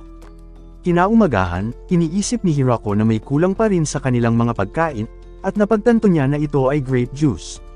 Tinipon niya ang lahat ng mga babaeng elf para mag-ani ng mga ubas, at para makuha ang mga katas nito, nagtayo siya ng isang kagamitan upang tapakan nila ang kinolekta nilang ubas. Sinimulang ilubog ni Thea at Lululesi ang kanilang mga paa sa mga bunga at dinurog ito hanggang sa lumabas ang malapot na likido. Nagawa silang madulas sa ibabaw ng isa't isa at nakitang natatakpan sila ng creamy sticky liquid. Nagtataka sila kung paano nila mapapanatili ang kanilang ritmo habang ginagawa nila ito, at iminungkahi ng isa sa mga elf na kumanta ng isang kanta tulad ng dati. Pagkatapos ay nagsimulang lumabas ang mga katas at sinabi ni Thea kay Lululesi na sumali sa kanila kasama si Hiroko. Pinugol nila ang buong araw sa paggawa ng grape juice, at nag-iwan sila ng lebadura sa ibabaw ng mga barils upang magsimulang mag-ferment. Nagtataka siya kung sapat na ang kanilang nagawa, at ipinakita ng Diyos ng mundo sa ibang Diyos kung gaano kasaya si Hiroko, habang humihingi sa kanya ng tawad. Gayunpaman, sinabi sa kanya ng Diyos ng agrikultura na nagawa niyang wakasan ang buhay ng isang inosenteng tao, at ipinadala siya sa pinakamalalim na bahagi ng kagubatan. Bukod pa rito ay binigyan niya ito ng banal na sibat at sinubukan itong itago bilang isang kagamitan sa pagsasaka. Karaniwang hinihigop nito ang buong lakas ng isang tao, kaya't inisip ng Diyos na bigyan siya ng malusog na katawan upang agad niyang maibalik ang kanyang lakas upang mabuhay. Sa sumunod na araw ay muling pinatunog ni Sabutin ang mga alarma, at naramdaman ni Hiroko na parang naulit na naman ang mga pangyayari. Samantala, kinilala ni Lululesi ang babae bilang kanyang kapatid na si Flora. Matapos marinig na ang kanyang kapatid na babae ay hinabol ng isang pangit na anghel, sinundan niya ang kanyang kapatid hanggang rito. Samantala, sinabi sa kanya ni Thea na ulitin iyon, at inanyayaan siya ni Hiroko na manatili sa kanyang bahay. Ngunit nahihirapan siyang maniwala na ang pangit na lalaking ito ay asawa ng kanyang kapatid. Pinalaan siya ni Kuro na maging magalang, at sinabi pa sa kanya na siya ang Panginoon ng lahat ng makademonyong lobong ito, at pinabagsak pa niya ang isang wyvern. Ito ang unang pagkakataon na narinig ni Hiroko na sila ay mga impyernong lobo, at nagtataka kung ano ang ibig sabihin ng bahaging impyerno. Ipinagmamalaki ni Kuro ang kanyang mga kakayahan, na ipinaalam sa kanya na siya ang pinakamahusay na alagang hayop. Pagkatapos niyang humingi ng tawad ay pinakain siya tulad ng ibang mga babae, at pinaghandaan siya ni Hiroko ng masarap na hapunan, ngunit mas gusto niya ang malambot na puting likido. Sinabi ni Hiroko na ito ay simpleng tofu lamang, na ginawa gamit ang ilang juice na mula sa pagbuburo. Ngunit wala siyang ideya kung ano ang ibig sabihin ng alinman sa mga salitang iyon. Naging malinaw kay Hiroko na wala silang alam na may mga microorganism na nagdudulot ng fermentation sa mundong ito, kaya't sinubukan ni Flora na magsaliksik at iniisip na malulutas nito ang maraming problema. Matapos manatili ng ilang araw, nagpasya si Flora na umalis at bumalik pagkaraan ng isang buwan. Nagdala siya ng buong hukbo ng mga kasambahay, at sinabihan nila si Hiroko na gamitin sila kahit ano pa ang gusto niya. Pagkatapos ay napansin ni Thea na siya lang ang hindi nagdala ng maraming kasama. Upang manatiling mapagkumpetensya, lumipad siya at bumalik kasama ang 3 pang anghel at isang buong armada ng mga lizard army. Ngayong nandito na ang lahat ng mga bagong mamamayan, nagdala siya ng mga manok at natutuwa si Hiroko na makitang nagiging mas sibilisado ang lugar na ito. Ang mga katulong ay nabibilang sa lahi ng mga ogre at sila ay tumutulong sa lahat ng mga gawain. Gayunpaman, napansin ni Hiroko na walang sinuman sa kanila ang marunong magluto ng anumang pagkain, kaya't nagsimula siyang magturo sa kanila kung paano ang tamang paraan ng pagluluto. Nang makita nila ang masarap na pagkain, ang mga katulong ay nagsimulang mag-eksperimento sa karne upang ihanda ang pinakamasarap na pagkain na posible. Sa kabilang banda, ang tatlong anghel ni Thea ay nagsimulang magpatrolya sa kagubatan upang mapanatili silang ligtas. Gayunpaman, ang mga Lizard Army ay nagsimulang mag-asikaso sa mahirap na trabaho upang mapabilis ang pagtayo ng mga estruktura. Ang kanilang pinuno ay mayroong pulang tela upang matukoy sila ng mga taga-nayon, at napansin ni Hiroko na ang lugar na ito ay nagsisimula ng lumaki ng husto. Sa pag-iisip tungkol sa kanyang mga plano, dumating si Leia at sinabi sa kanya na dinala niya ang iba pang mga elf na gumagala sa kagubatan. Si Hiroko ay nagtataka kung nasaan ang sinuman sa mga lalaking elf, ngunit sinabi niya sa kanya na silang lahat ay namatay sa kagubatan, ngunit ayos lang dahil maaari na silang magsimulang gumawa ng mas maraming lalaki ngayon. Pagkalipas ng ilang araw, hiniling ni Hiroko ang lahat ng mga kinatawan na magtipon at humingi ng paumanhin sa biglaang pagtawag sa kanila. Sinabi niya sa kanila na patuloy ang paglaki ng lugar na ito, at dumami na rin ang mga naninirahan dito. Ngayon, nagsisimula itong maging isang nayon, kaya't nagnanais siya ng kanilang tulong sa pagbuo ng isang pangalan. Ang isa sa mga katulong ay nagmungkahi na gamitin ang pangalan ng kagubatan, ngunit iniisip ni Hiroko na ang kagubatan ng kamatayan ay nagpapahiwatig ng isang bayan ng mga multo. Pagkatapos, itinuro ni Zabutin ang pintuan at binuksan ito ni Hiroko, at nakita niya ang higanting puno sa labas nito. Dahil doon ay pinangalanan niya ang nayong ito na Great Tree Village. Kalaunan, lahat ng mga mamamayan ay nagdiwang sa pagbibigay ng pangalan sa kanilang nayon, at nagsimula silang mag-party at binuksan ang unang kahon ng alak. Ang lahat ng mga babae ay sumigaw ng salitang mayor, at sinabi sa kanya ni Lulu Lacy na siya lang ang para sa trabahong ito. Ang gabing ito ang simula ng kanilang bagong pamumuhay bilang mga mamamayan ng Great Tree Village, at lahat sila ay nag-enjoy sa pamamagitan ng pag-iinom ng grape juice. Napailing si Thea at nakiusap na maupo sa tabi niya, at tinanong si Hiroko kung bakit siya nakaupo ng mag-isa, ngunit sinabi ni Hiroko sa kanya na siya ay napakasaya na parang isang panaginip. Sinabi ni Thea na ito ay hindi isang panaginip, at magkasama silang maninirahan habang buhay. Pagkatapos ay ipinahayag ni Thea na mag-toast para sa kanilang bagong nayon, at gusto rin ni Lulu Lacy ng isang toast. Sa puntong ito ay nagtataka si Hiroko kung ilang taon na ang lumipas simula nang matagpuan niya ang kaligayahan, at naisip niyang gawin ito bilang isang alkalde. Sa pagdating ng tag-araw ay biglang lumitaw ang isang kinatawan mula sa demonyong kaharian at nagpakilala bilang Bizzle, at nag-alok kay Hiroko ng isang bote kasama ang isang mensahe mula sa Demon Lord. Nais ni Bizzle na talakayin ang kalagayan ng pamayanang ito, kaya't iniisip ni Hiroko kung balak nilang singilin siya ng buwis o palayasin siya rito. Nagtataka si Hiroko kung dapat niyang hingiin ang payo ni na Lulu Lacy at Thea, ngunit kumindat si Lulu Lacy sa kanya upang asikasuhin niya ito ng mag-isa. Nilakasan ni Hiroko ang kanyang loob at ipinaalam sa messenger na malugod siyang magbabayad ng buwis, at sinabing 10% lang ang kanyang babayaran. Samantala, nagulat si Bizzle nang marinig ang mga salitang iyon at iniisip ni Hiroko kung nalilito ba siya rito, ngunit tinanggap ni Bizzle ang kanyang mga kondisyon. Habang binabalangkas niya ang kanilang kasunduan sa isang papel, sinadya ito ni Bizzle kaya nagbabayad lang siya ng buwis sa mga pananim. Gayunpaman ay nag-aalala si Hiroko na siya ay masyadong agresibo sa mga negosasyon, kaya't pinauwi niya si Bizzle na mayroong dalang regalo. Nagtataka si Hiroko kung nagawa niya ng maayos ang lahat, at naisip ni Lulu Lacy na isang hindi kapanipaniwalang trabaho ang kanyang ginawa, dahil magkakaroon sila ngayon ng proteksyon sa ilalim ng hukbo ng Demon Lord. Sumasang-ayon si Thea, ngunit iniisip niya na ang 10% ay masyadong mababa, dahil ang mga settlement ay karaniwang nagbabayad ng 50 hanggang 60% sa mga buwis. Ngunit dahil minsan lang sila sa isang taon mangolekta ng buwis, maaari silang magsinungaling tungkol sa dami ng kanilang produksyon, kaya't gumawa si Hiroko ng isang himalang kasunduan. Sa loob ng kastilyo ng Panginoong Demonyo, nagulat ang mga general na ang Great Tree Village ay madaling sumuko, ngunit may suspetsa sila na maaaring may ibang motibo ang mga ito. Kinikilala ni Bizzle ang posibilidad na iyon, ngunit wala siyang pagpipilian dahil ang Angel of Annihilation, kasama ang Princess Vampire ay nakatayo sa tabi mismo ng alkalde. Gayun din, mayroong isang hukbo ng mga elves at isang grupo ng mga infernal wolves ang nakabantay, at maging ang trio ng killer angels ay nagpapatrolya sa nayon. Dahil doon ay nanginginig sa takot si Bizzle, alam niyang hindi niya matatanggihan ang kanilang mahirap na negosasyon. Pagkatapos, sinisiyasat niya ang kanilang regalo at nakita ang mga mansanas sa loob, kaya't sinubukan ng isa sa kanila na suriin kung ito ay isang lason, ngunit napansin ni Bizzle ang isa pang kakaiba sa kanilang regalo. Napagtanto niya na ang tela ay ginawa ng isang demon spider, isang halimaw na napakalakas at nagawa nitong pigilan ang mga dating demon lord. Nang malaman ang lahat ng ito ay sinabi ni Randon na sapat na ang kanyang mga narinig at umalis. Sa paglipas ng ilang araw ay bumalik si Thea at sinabihan si Hiroko na nagawa nilang ipagpalit ang lahat ng mga kalakal. Sa umpisa ay nag-aalangan ang mga mamamayan dahil wala pa silang nakitang pagkain na katulad nito noon. Pagkatapos ay nagpasya si Thea na mag-alok sa kanila ng ilang libreng sample, at hindi nagtagal ay nagustuhan nito ng lahat.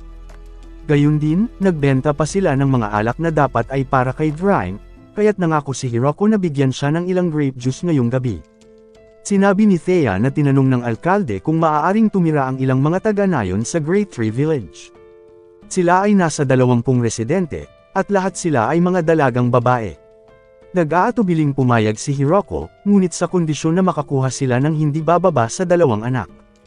Nang sumunod na linggo ay ipinakilala ng mga babae ang kanilang mga sarili, at sinabi na sila ay handang gamitin sa anumang paraan hanggat hindi niya sila pababayaan. Sinabi ni Hiroko na siya ay mula sa ibang mundo, kaya't wala silang dapat na ipag-alala dahil hindi sila magkamag-anak, at sinabi sa kanya na siya na ang bahala sa kanila. Pagkatapos ay tinanong ni Hiroko kung dinala nila ang mga bata, at nakita niya ang 3 binata. Hindi ito ang kanyang inaasahan, ngunit umaasa siya na mailigtas nila ang nayong ito sa hinaharap. Pagkaraan ng ilang sandali ng pamumuhay kasama ang lahat ng mga bagong residente, napansin ni Hiroko kung paano magagamit ng lahat ang mahika, maging ang mga maliliit na slime. Gayunpaman, sinisikap ni Hiroko na huwag mag-alala tungkol sa imposible at itinuon ang kanyang atensyon sa pagsasaka. Ngunit, isang lindol ang yumanig sa lupa, at isa sa mga anghel ang dumating upang ipaalam sa kanya na ang isang bloody viper at isang grappler bear ay nag-aaway. Pinalaan siya ng anghel na maaaring magsimula itong makaapekto sa nayon, ngunit habang inilipad siya sa lugar ng labanan, nagtaka si Hiroko kung ano ang lasa ng mga halimaw na ito. Nakita ni Hiroko ang kanilang higanting sukat, at hiniling sa anghel na lumipad patungo sa kanila ng mas mabilis hanggat maaari. Nang walang pag-aalinlangan ay direkta silang sumugod, at sa isang atake ay nagawa niyang mapatumba ang dalawa. Pagkatapos, nagulat ang mga killer angels na nagawa ni Hiroko na mapabagsak ang mga maalamat na halimaw sa isang atake. Pagdating sa bahay ay sinimulan niyang lutuin ang karne gamit ang alak, ngunit nalungkot ang mga babae dahil sa pagsasayang ng kanilang grape juice. Pagdating naman sa Bloody Viper, pinirito niya ito at inakala niyang parang pritong manok ang lasa. Samantala, napansin ni Hiroko na may kulang sa kanyang pagkain kaya't nagpunta siya sa bahay ni Flora upang tanungin siya tungkol sa kanyang pagsasaliksik sa pagbuburo. Sinabi ni Flora na wala siyang naitaguyod, at 3 beses na niyang inayos ang kanyang kubo. Si Hiroko ay walang kaalam-alam kung paano yun maaaring mangyari, ngunit ipinapangako ni Flora na magpapakumbaba siya sa paggamit ng mga pampasabog. Kasabay nito ay nagsimula ng mangitlog ang mga manok, kaya't kinuha ni Hiroko ang mga itlog at nilagyan ng asin at ibang pampalasa, kasama na ang kaunting mantika upang gumawa siya ng mayonesa. Gayunpaman, biglang dumating ang isang grupo ng mga dwarfs na pinangungunahan ng isang lalaking tinatawag na Donovan.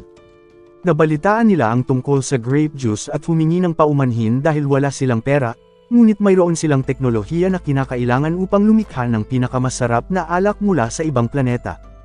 Sa pamamagitan ng pagkakaisa, binigyan niya si Hiroko ng isang bagong uri ng alak at iniisip ni Hiroko na mas matindi ito, kaysa sa kung gaano katindi ang tama ng kanyang grape juice.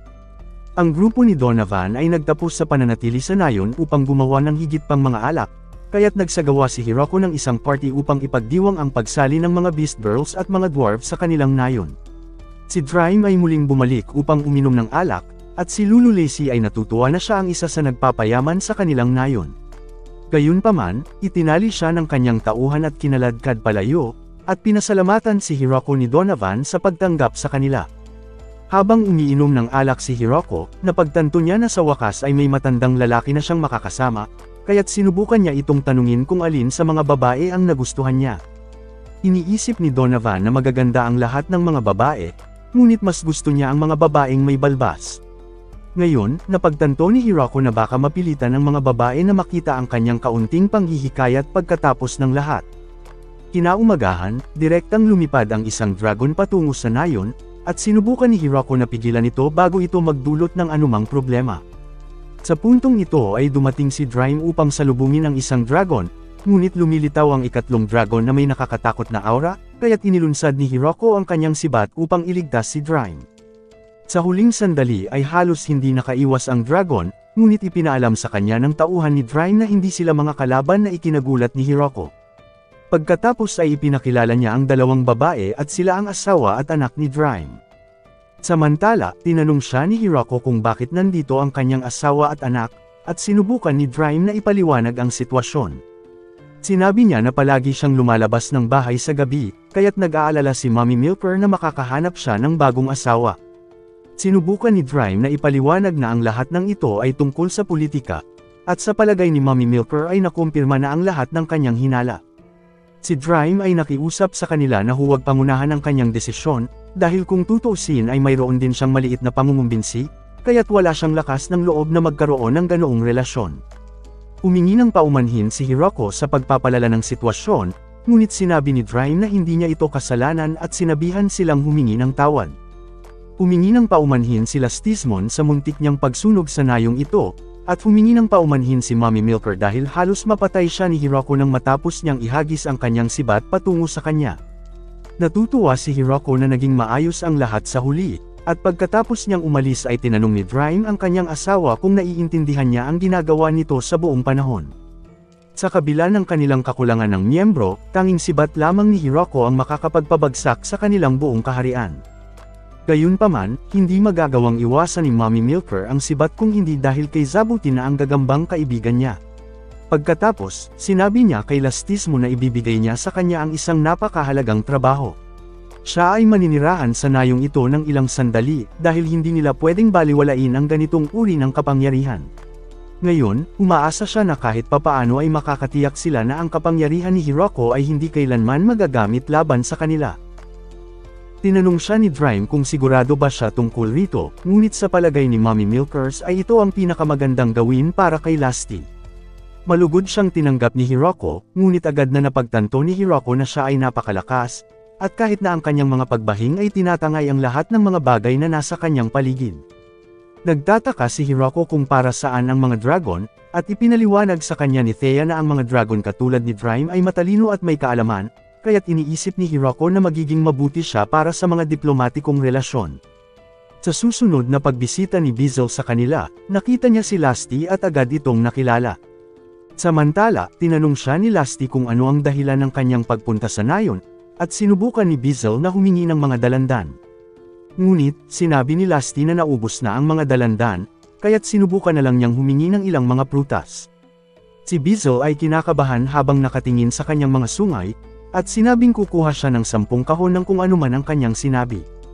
Kalaunan, inihanda nila ang kanyang order at tinanong siya kung gusto niyang bilangin ang mga ito, ngunit ang tanging binibilang niya ay ang mga minuto hanggang sa makauwi siya. Pagbabalik sa kastilyo ng demonyo, ang iba pang mga general ay nagulat na ang makapangyarihang dragon na si Lasty ay kasama na nila ngayon. Isinasaalang-alang nila ang pagbabantay sa kanila, ngunit napagtanto ng mga general na ito ay isang malaking problema. Nang walang ibang pagpipilian, balak ni Bizzle na gamitin ang kanyang lihim na plano.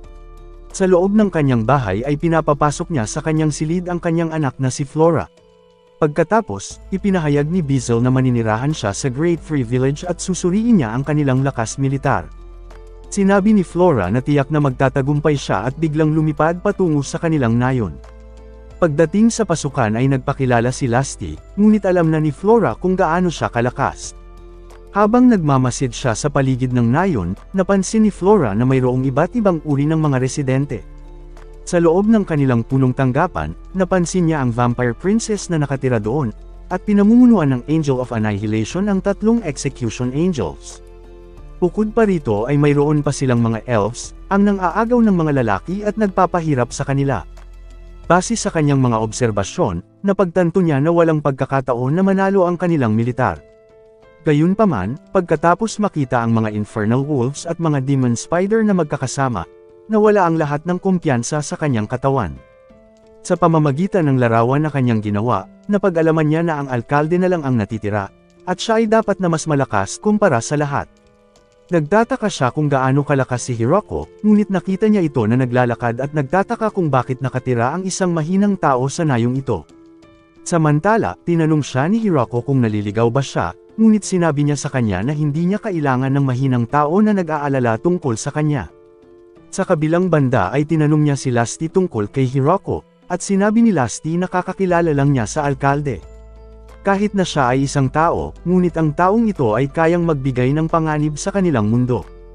Sa paglipas ng mga araw na siya ay naninirahan sa kanila, napansin ni Hiroko na malapit siya kay Lasty, ngunit nagtaka si Hiroko kung bakit siya naging awkward sa tabi nito. Isang araw, ang mga slime ay nagsimulang dumami, at ang isa sa kanila ay nagawang ubusin ang lahat ng kanilang grape juice. Ang lahat ng mga babae ay handa ng isagawa ang pagpatay sa slime, at sinimulan nila ang unang pagsubok at napag-alamang ito ang nagkasala. Gayunpaman, si Hiroko ay nakaramdam ng kalungkutan para sa slime, kaya't sinubukan niyang pakawalan ito at nagsimula itong lumitaw sa kanilang mga kapistahan. Pagkatapos ng lahat ay dumating ang taglagas, at habang tinatangkilik ni Hiroko ang lahat ng mga pagkain, nais niyang kumain ng ilang seafoods kasabay ng kanilang hapunan. Sinabi ni Flora na kung nais niyang pumunta ay maaari siyang maglakbay patungong daungan, at ito ay matatagpuan sa timog ng nayon upang makipagkalakalan ng mga produkto mula sa karagatan. Samantala, nagpahayag si Lasty na lumipad patungo roon at sinamahan siya ng iba pang mga babae. Sa kanilang pag-alis, natutuwa si Hiroko na may mga taong nasasarapan sa kanyang mga pagkain. Makalipas ang 3 araw, bumalik ang isang mangangalakal mula sa lungsod ng karagatan, at ipinakita sa kanila ang lahat ng produktong isda na inaalok niya. Gayunpaman, kasama ang mga isda ay pumunta siya rito upang makamit ang 3 pangunahing layunin.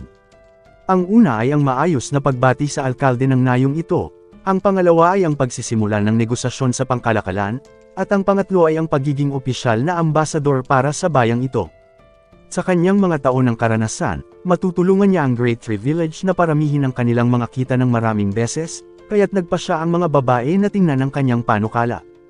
Pagkatapos ng mahabang araw ng negosasyon, handa nang umalis ang mga ngalakal at nasasabik na talakayin ang kalakalan tungkol sa grape juice sa susunod na pagkakataon. Natutuwa si Hiroko na mayroong propesyonal na mag-aasikaso ng kanilang kalakalan, habang tuwang-tuwa si Lulu Lacey na mas marami na silang mapapakinabangan ngayon. Sa kanyang paglakbay pa uwi, muling tinignan ng mga ngalakal ang dakilang puno ng nayon.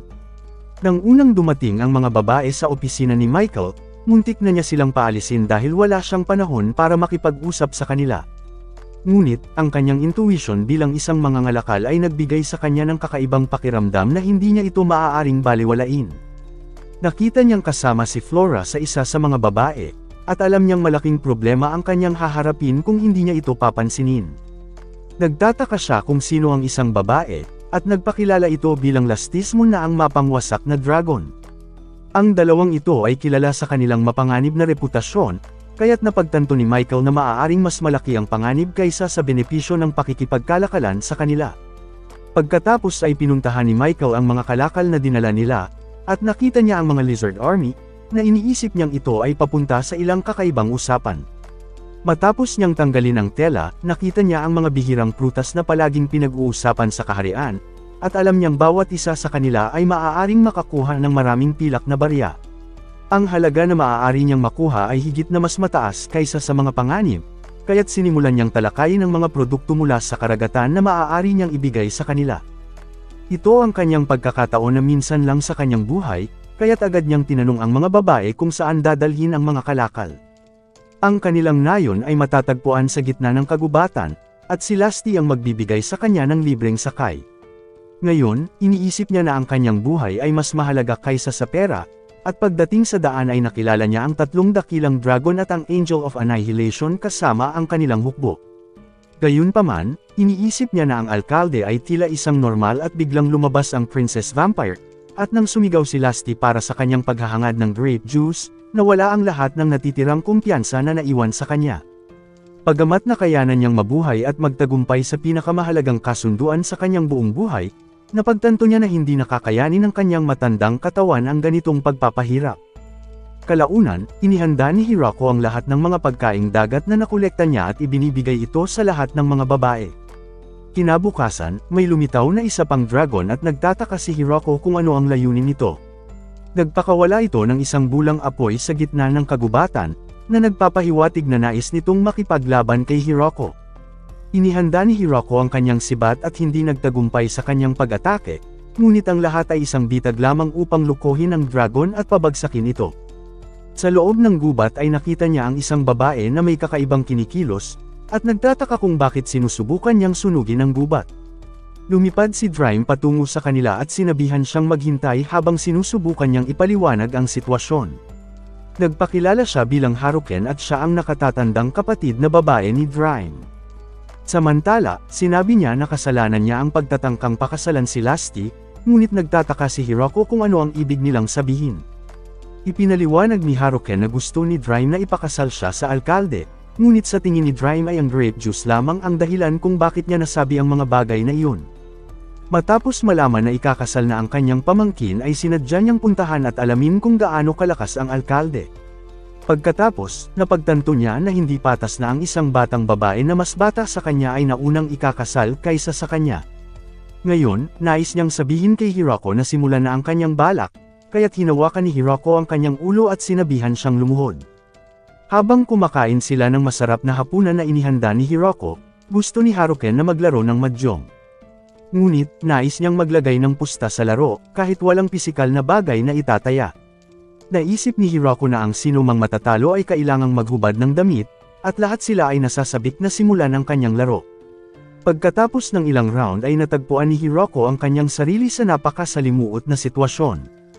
Dahil sa kanyang napakalawak na kaalaman, naisip ni Hirako na ang laro ay magiging madali na lamang, ngunit ang kanyang suot ay isang piraso na lang ng kanyang damit.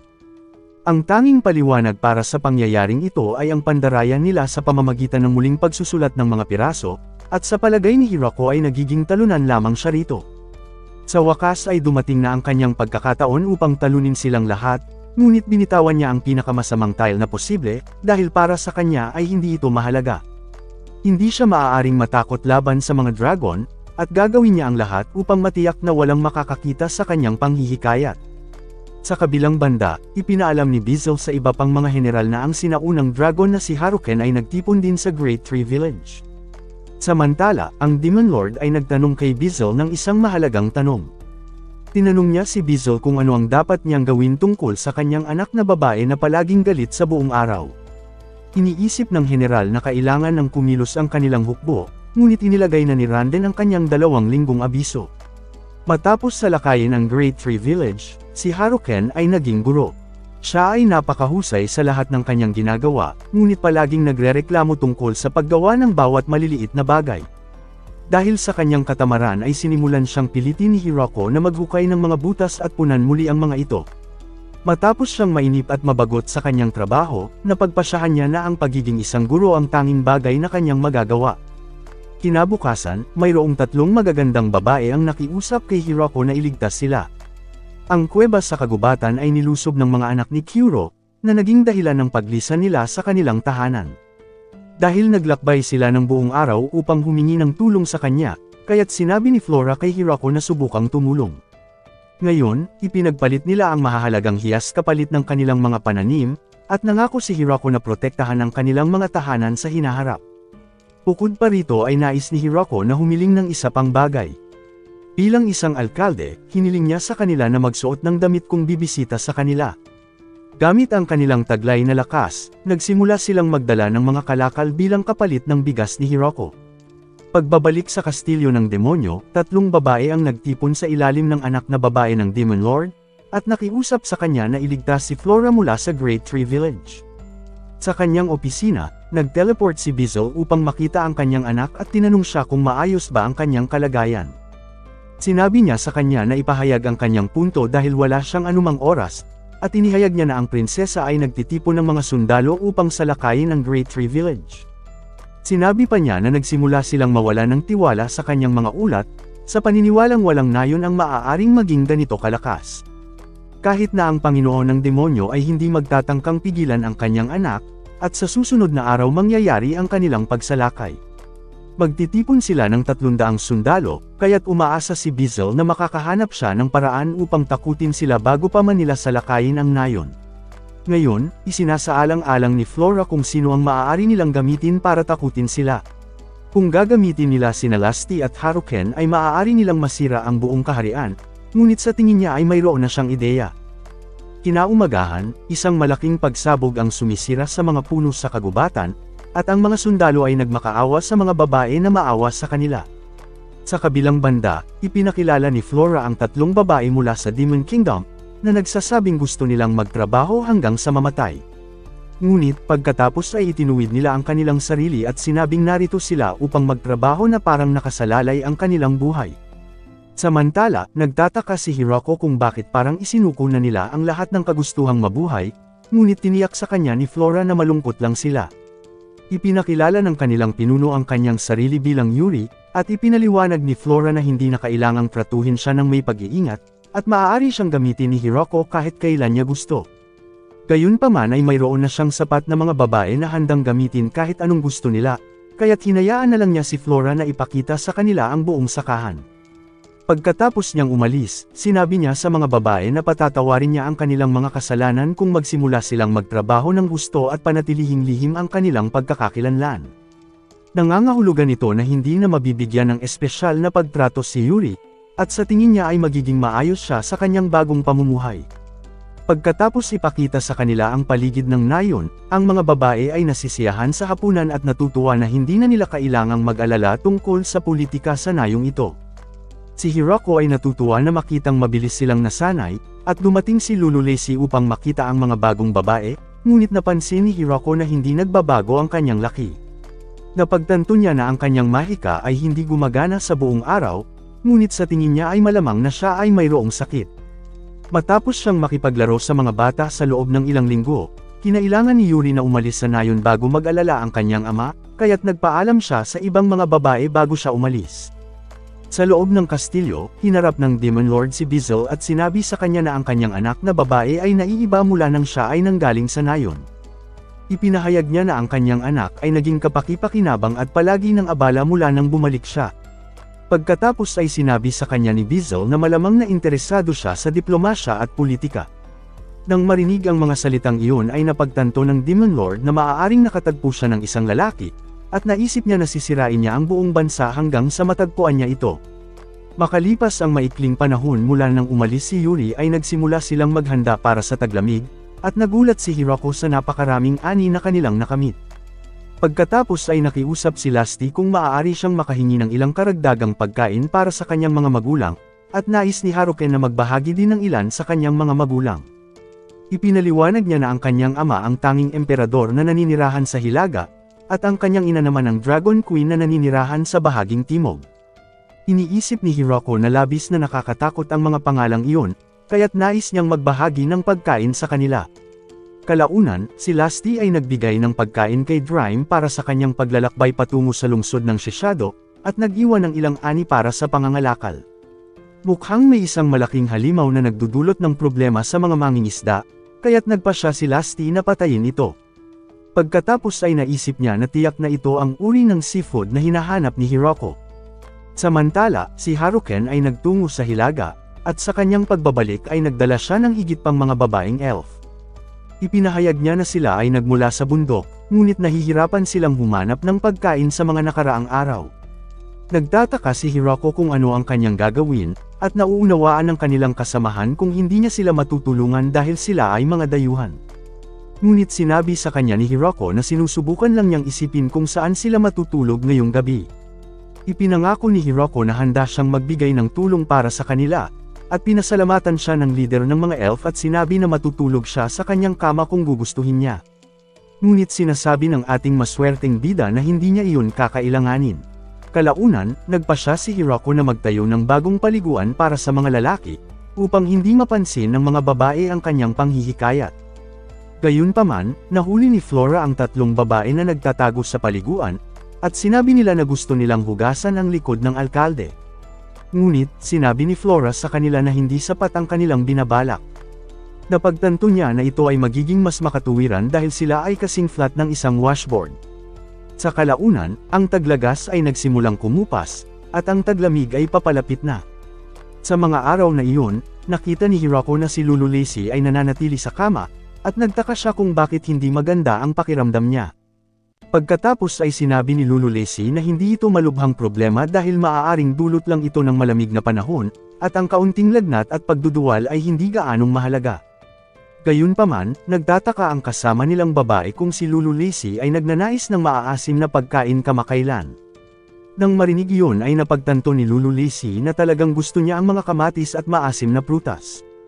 Ngayon, sinabi sa kanya ng babae na ang isang tao mula sa Howling Village ay nakaranas ng kahalintulad na bagay, kaya tinanong siya ni Hirako kung ano ang nangyari sa kanya. Sinabi niya na nagawa nila ang pagbati sa kanya sa pagkakaroon ng isang sanggol. Nang matapos ang taglamig, nagsimulang magising si Hirako sa pagsikat ng araw upang simulan ang kanyang pag-eehersisyo. Ito ang kanyang naging gawain sa umaga, at iniiwasan niyang gumising ng masyadong maaga dahil sa pagpupumilit ng mga katulong na gumising ng mas maaga kaysa sa kanya. Samantala, nakapasok ang slime sa isang kahon ng alak, at ang mga kababaihan ng nayon ay handa na para sa isang pampublikong pagpaparusa sa kanya. Natuklasan niya na hindi sanay ang mga tao na kumain sa hapon, ngunit ayaw niyang magtrabaho sila na walang laman ang kanilang tiyan kaya sinimulan niya silang bigyan ng pagkain sa tanghalian. Matapos silang kumain ay naisip ni Hirako na gumawa ng isang bagong proyekto, at nagsimula siyang magtanim ng lahat ng uri ng mga bulaklak upang ang kanilang nayon ay makaramdam ng kaunti pang sibilisado. Bukod pa rito ay gumawa rin siya ng mga kagamitan at mga laruan para sa mga bata, kahit na wala pa siyang karanasan sa paggawa ng mga estruktura. Sa paglipas ng panahon, nagsimula siyang gumawa ng mga espada upang magkaroon sila ng magandang ehersisyo at nais niya na magpatuloy sila sa pag-ensayo. Gusto ring subukan ni Hirako ang ginawa niyang espada, kaya nagpasya siyang pumunta at magsanay ng mag-isa. Ngayon, sinubukan niyang maghagis ng ilang dagger, ngunit dumating ang isang elf upang ipakita sa kanya kung paano ito ginagawa. Gayunpaman, alam niya na ang mga maliliit na sandata ay hindi maihahambing sa kanyang malaking sibat. Sa puntong ito ay sinabi ng elf na gusto niyang makita ang kanyang isa pang sibat, ngunit alam ni Hirako na ginagamit lamang niya ang sibat na ito upang mapantayan ang isang bagay. Pagkatapos ng mahabang araw ng pagsasaka, naligo siyang mag-isa at sinubukan niyang magpahinga, ngunit lagi niyang nararamdaman ang ibang presensya na nagmamasid sa kanya.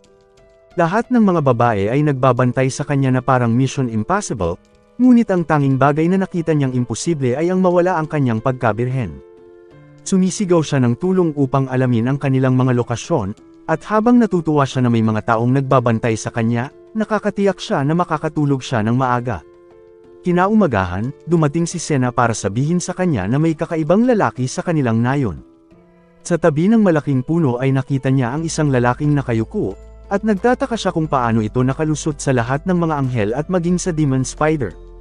Samantala, nakita ni Lulu Lacey ang lalaki at kinikilala niya ito bilang ang progenitor. Sa loob ng kanilang guest house ay binabati siya nito sa pagkakaroon ng natural na sanggol, dahil isa ito sa mga pinakabihirang pangyayari para sa mga vampira sa mundong ito. Iniisip ni Hirako na maganda ang lahat ng ito, ngunit hindi pa rin niya maintindihan kung bakit handa siyang tumanggap ng sibat kanina, kaya sinasabi ng progenitor na siya ay naakit ng mga estatwa. Ipinaliwanag niya na isa siya sa nag-iisang nilalang na nabubuhay ng mahigit 4,000 taon, at natatandaan na nakilala niya ang Diyos bago siya isinilang. Subalit ay hindi niya maalala ang eksaktong hitsura nito, dahil patuloy niyang binubura ang kanyang mga alaala upang mabuhay siya ng matagal. Ang pamumuhay sa tabi ng ganitong rebulto ay magbibigay saya sa kanya, ngunit sinabi ni Hirako na hindi niya maaaring ibigay ang estatwa. Gayunpaman, inalok siya ni Hirako na gumawa ng isa pang estatwa para sa kanya, at natutuwa ang lalaki sa kanyang sinabi. Bago siya umalis ay tinanong niya si Hirako kung magkano ang halaga ng estatwang ito. Ngunit, sinabi sa kanya ni Hirako na ang Diyos ay hindi isang bagay na maaari niyang ibenta, kaya't nangako ang progenitor na gagawa ng paraan upang mabayaran siya. Sa loob ng dakilang katedral, binati siya ng pari pagkatapos ng kanyang 50 taong pag-alis, at inilagay ng progenitor ang estatwa sa pinakamagandang bahagi ng templo. Dahil tumanggi si Hirako na tanggapin ang kanyang bayad kaya ipinadala niya ang pinakamagandang piano sa kanyang nayon bilang regalo. Iniisip ng mga babae na ang pag-aaral ng pagtugtog ng piano ay magpapahanga sa alkalde.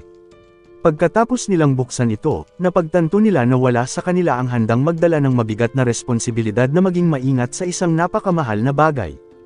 Nakiusap sila kay Hiroko na makakuha ng lumang piano upang magamit sa kanilang pag-eensayo. Makalipas ang ilang pakikipag-usap kay Michael ay nakakuha siya ng bagong piano para sa mga babae. Kalaunan, nagsimulang mag-ensayo ng magkasama ang lahat ng mga babae, ngunit nawala na ng pag-asa si Hiroko na makatulog sa gabi. Sa sumunod na linggo ay dumating na ang malaking taunang ani, at pagkatapos ng buong araw ng pagtatrabaho ay inanyayahan si Hiroko ni Lulu Lacey na kumain sa kanyang tabi. Gayunpaman, napansin ni Lulu Lacey ang kasipagan ni Hiroko sa kanyang trabaho, kaya't binigyan niya ito ng isang piraso ng yelo upang mapasarap ang kanyang inumin at sinabihan siyang huwag masyadong magpapakahirap. Sinabi ni Hiroko na ayos lang siya at iniisip niya kung okay lang sa kanya na lumalabas ng bahay. Tinitiyak ni Lulu Lacey na sinasabi ng lahat ng mga babae na hinihikayat siya na mag-ehersisyo upang siya ay magkaroon ng malakas na katawan sa kanyang kapanganakan. Kahit matagal ng panahon ang lumipas, hindi pa rin makapaniwala si Hiroko na mayroon siyang anak sa loob ng kanyang tiyan. Sa oras ng hapunan ay nagtataka ang lahat ng mga babae kung gaano kabigat ang bata, at lahat sila ay nagnanais na tulungan si Lulu Lacey sa anumang paraan na posible. Si Lulu Lacey ay nagpapasalamat sa kanilang pag-aalala, ngunit nalulungkot siya habang iniisip niya na hindi siya maaaring uminom ng grape juice. Sa loob ng opisina ng alkalde, ipinaalam sa kanya ng tatlong anghel na bumababa na ang moralidad ng nayon, at halos lahat sila ay nanganganib ng sumuko. Upang mailigtas ang nayon, nakiusap sila sa kanya na ibenta ang lahat ng kanilang mga grape juice. Ang kanilang tanging hangarin ay gawing mas komportable si Lulu Lacey, ngunit pinapurihan ni Hiroko ang kanilang mabuting layunin.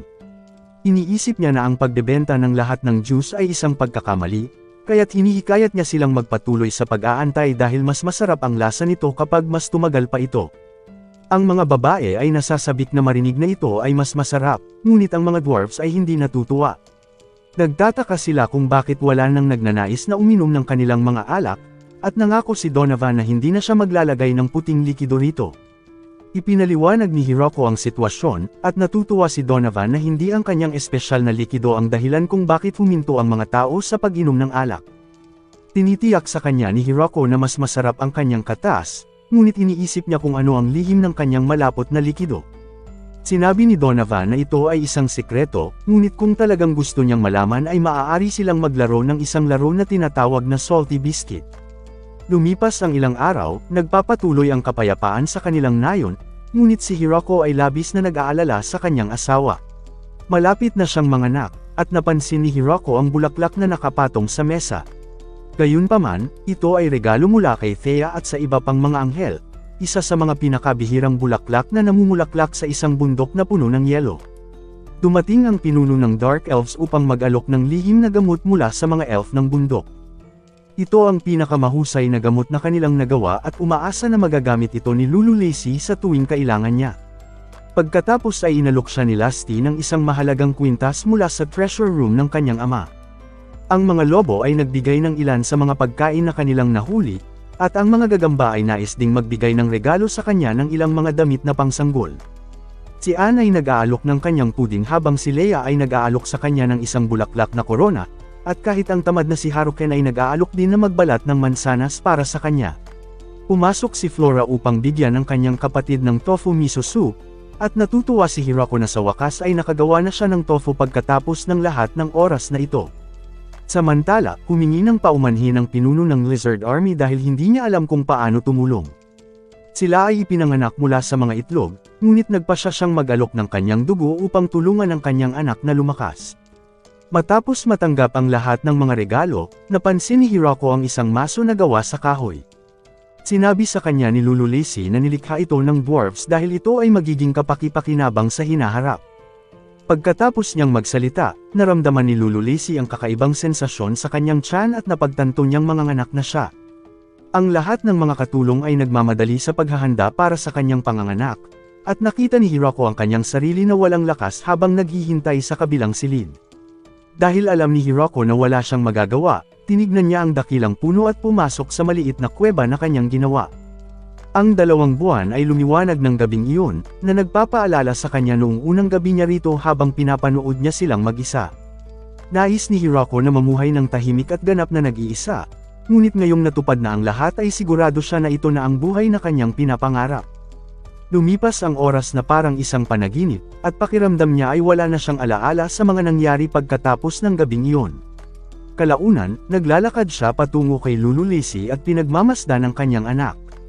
Sinabi niya sa kanya na lumapit at hawakan siya, kaya't sinubukan ni Hirako na maingat na hinawakan ito patungo sa kanyang dibdib. Habang hawak niya ang kanyang anak at nakita ang kanyang ngiti, naging malinaw ang lahat sa kanya bilang isang tunay na ama. Pagbabalik sa kanyang orihinal na mundo ay nagkaroon siya ng malubhang karamdaman, kaya't ang tanging hiling niya ay hindi na mararanasan ng kanyang anak ang sakit na iyon. Pagkatapos, sinabi ni Hirako sa kanyang anak na lumaking malusog para sa kanya. Ngunit, hinawakan ni Lulu Lacey ang kanyang kamay, at sinabing sila ang magpapalaki sa kanya upang maging malakas. Nagpasya silang pangalanan ang kanilang anak na Alfred, at kahit siya ay kalahating vampira, siya ay mukhang isang normal na tao. Ito ang lugar kung saan nagsimula siyang mag-isa, at natutuwa si Hirako na ang lahat ay sumama sa kanya at patuloy na sumusuporta hanggang sa panahong ito.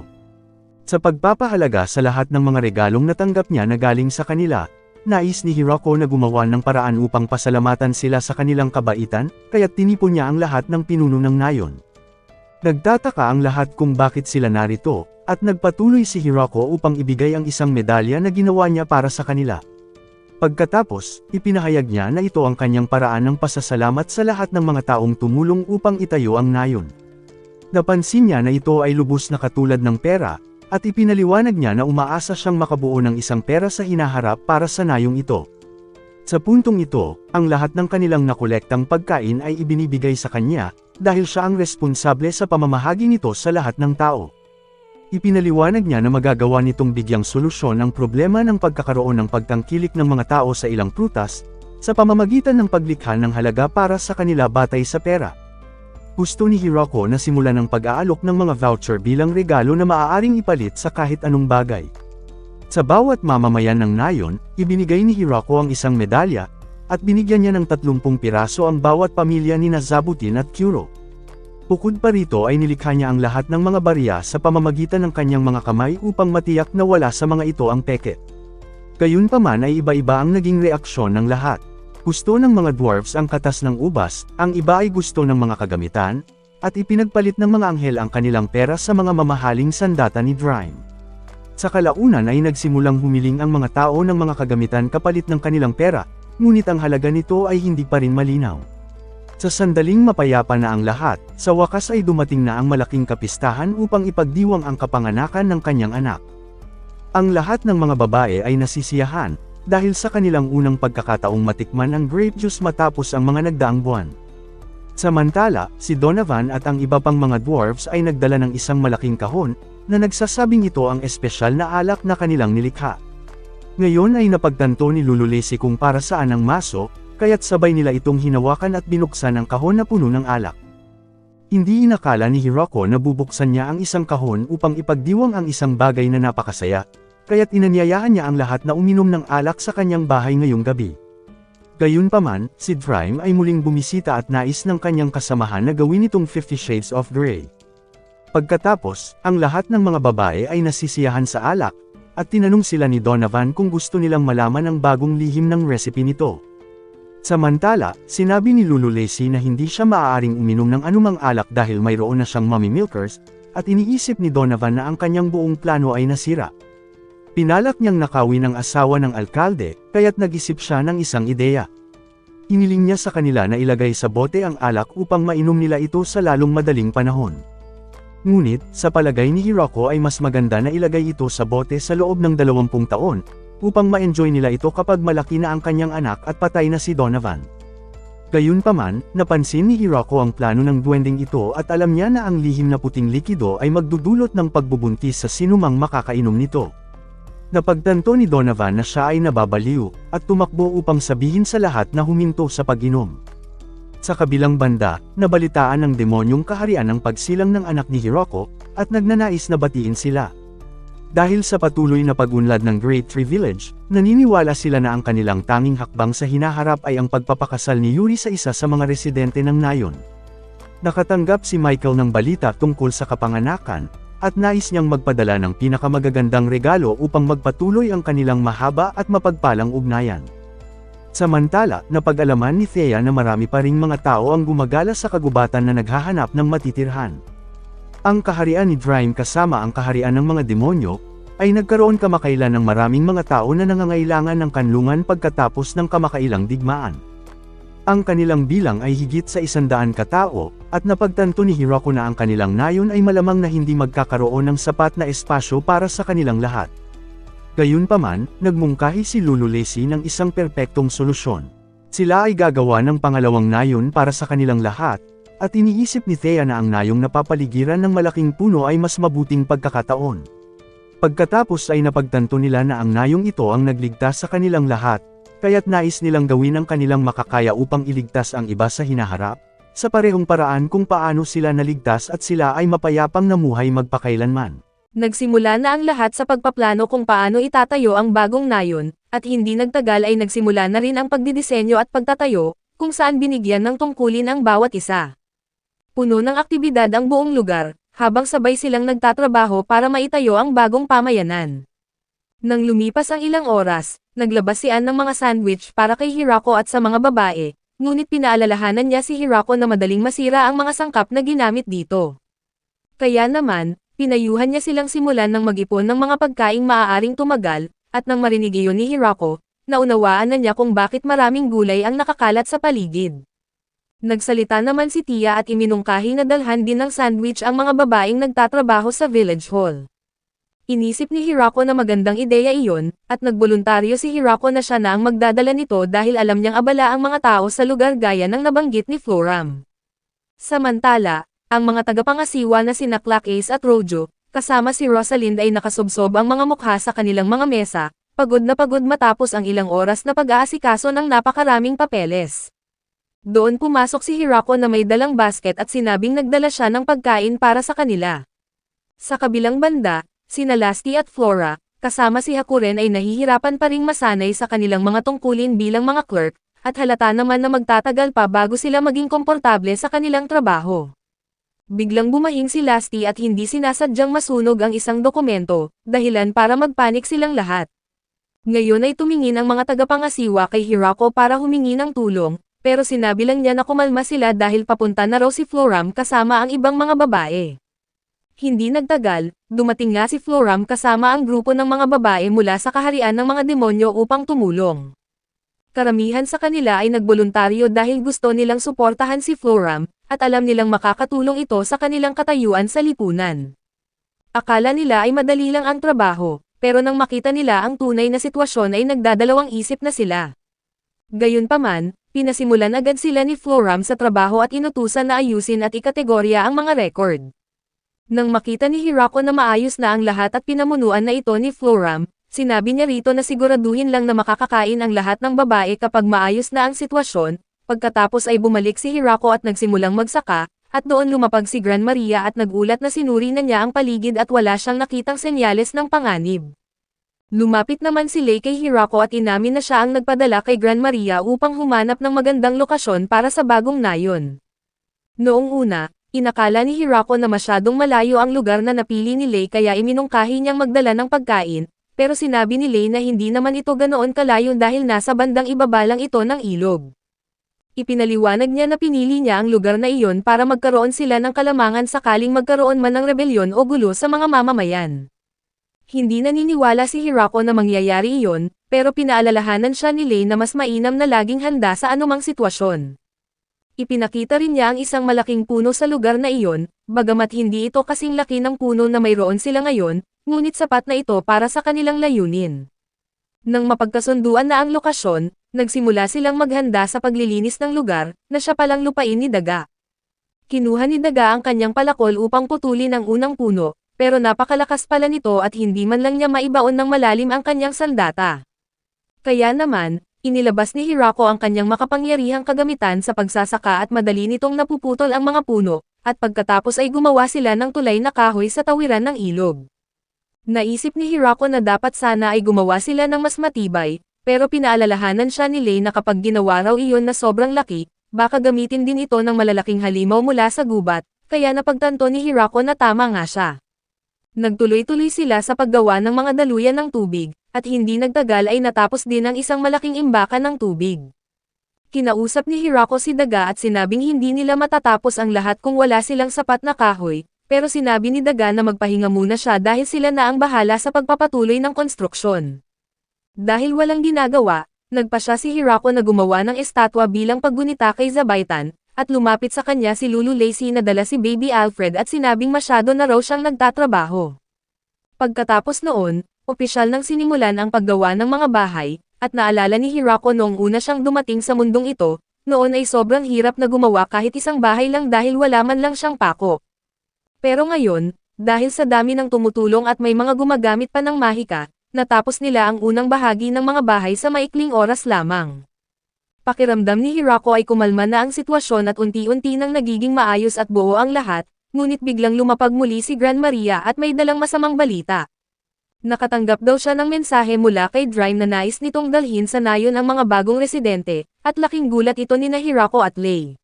Dumating si Drime at humingi ng paumanhin sa biglaang pagdating, at ipinaliwanag na kailangan niya itong gawin dahil sa bigat ng sitwasyon, at ipinakilala niya kay Hirako ang grupo ng mga Minotaur na nagnanais manirahan sa kanilang nayon. Tiningnan sila ni Hirako at namangha siya, dati kasi niyang inakala na mukhang baka ang mga Minotaur, pero halos tao pala ang itsura nila maliban na lang sa mga sungay sa kanilang ulo. Lumapit si Gordon, ang pinuno nila, at ipinakilala ang kanyang sarili. Habang nag-uusap sila, napansin ni Hirako kung gaano kalaki ang pagkakaiba ng tangkad nila, dahil napakalaki pala ng mga ito. Ipinaliwanag ni Gordon na pinalaya sila sa kanilang tahanan at matagal silang naglalakbay na walang mapuntahan, hanggang sa may makilala silang tutulong sa kanila. Nang marinig ni Drime ang kanilang sitwasyon, inisip niyang napakahalaga at apurado ang bagay na ito kaya dinala niya sila agad kay Hirako.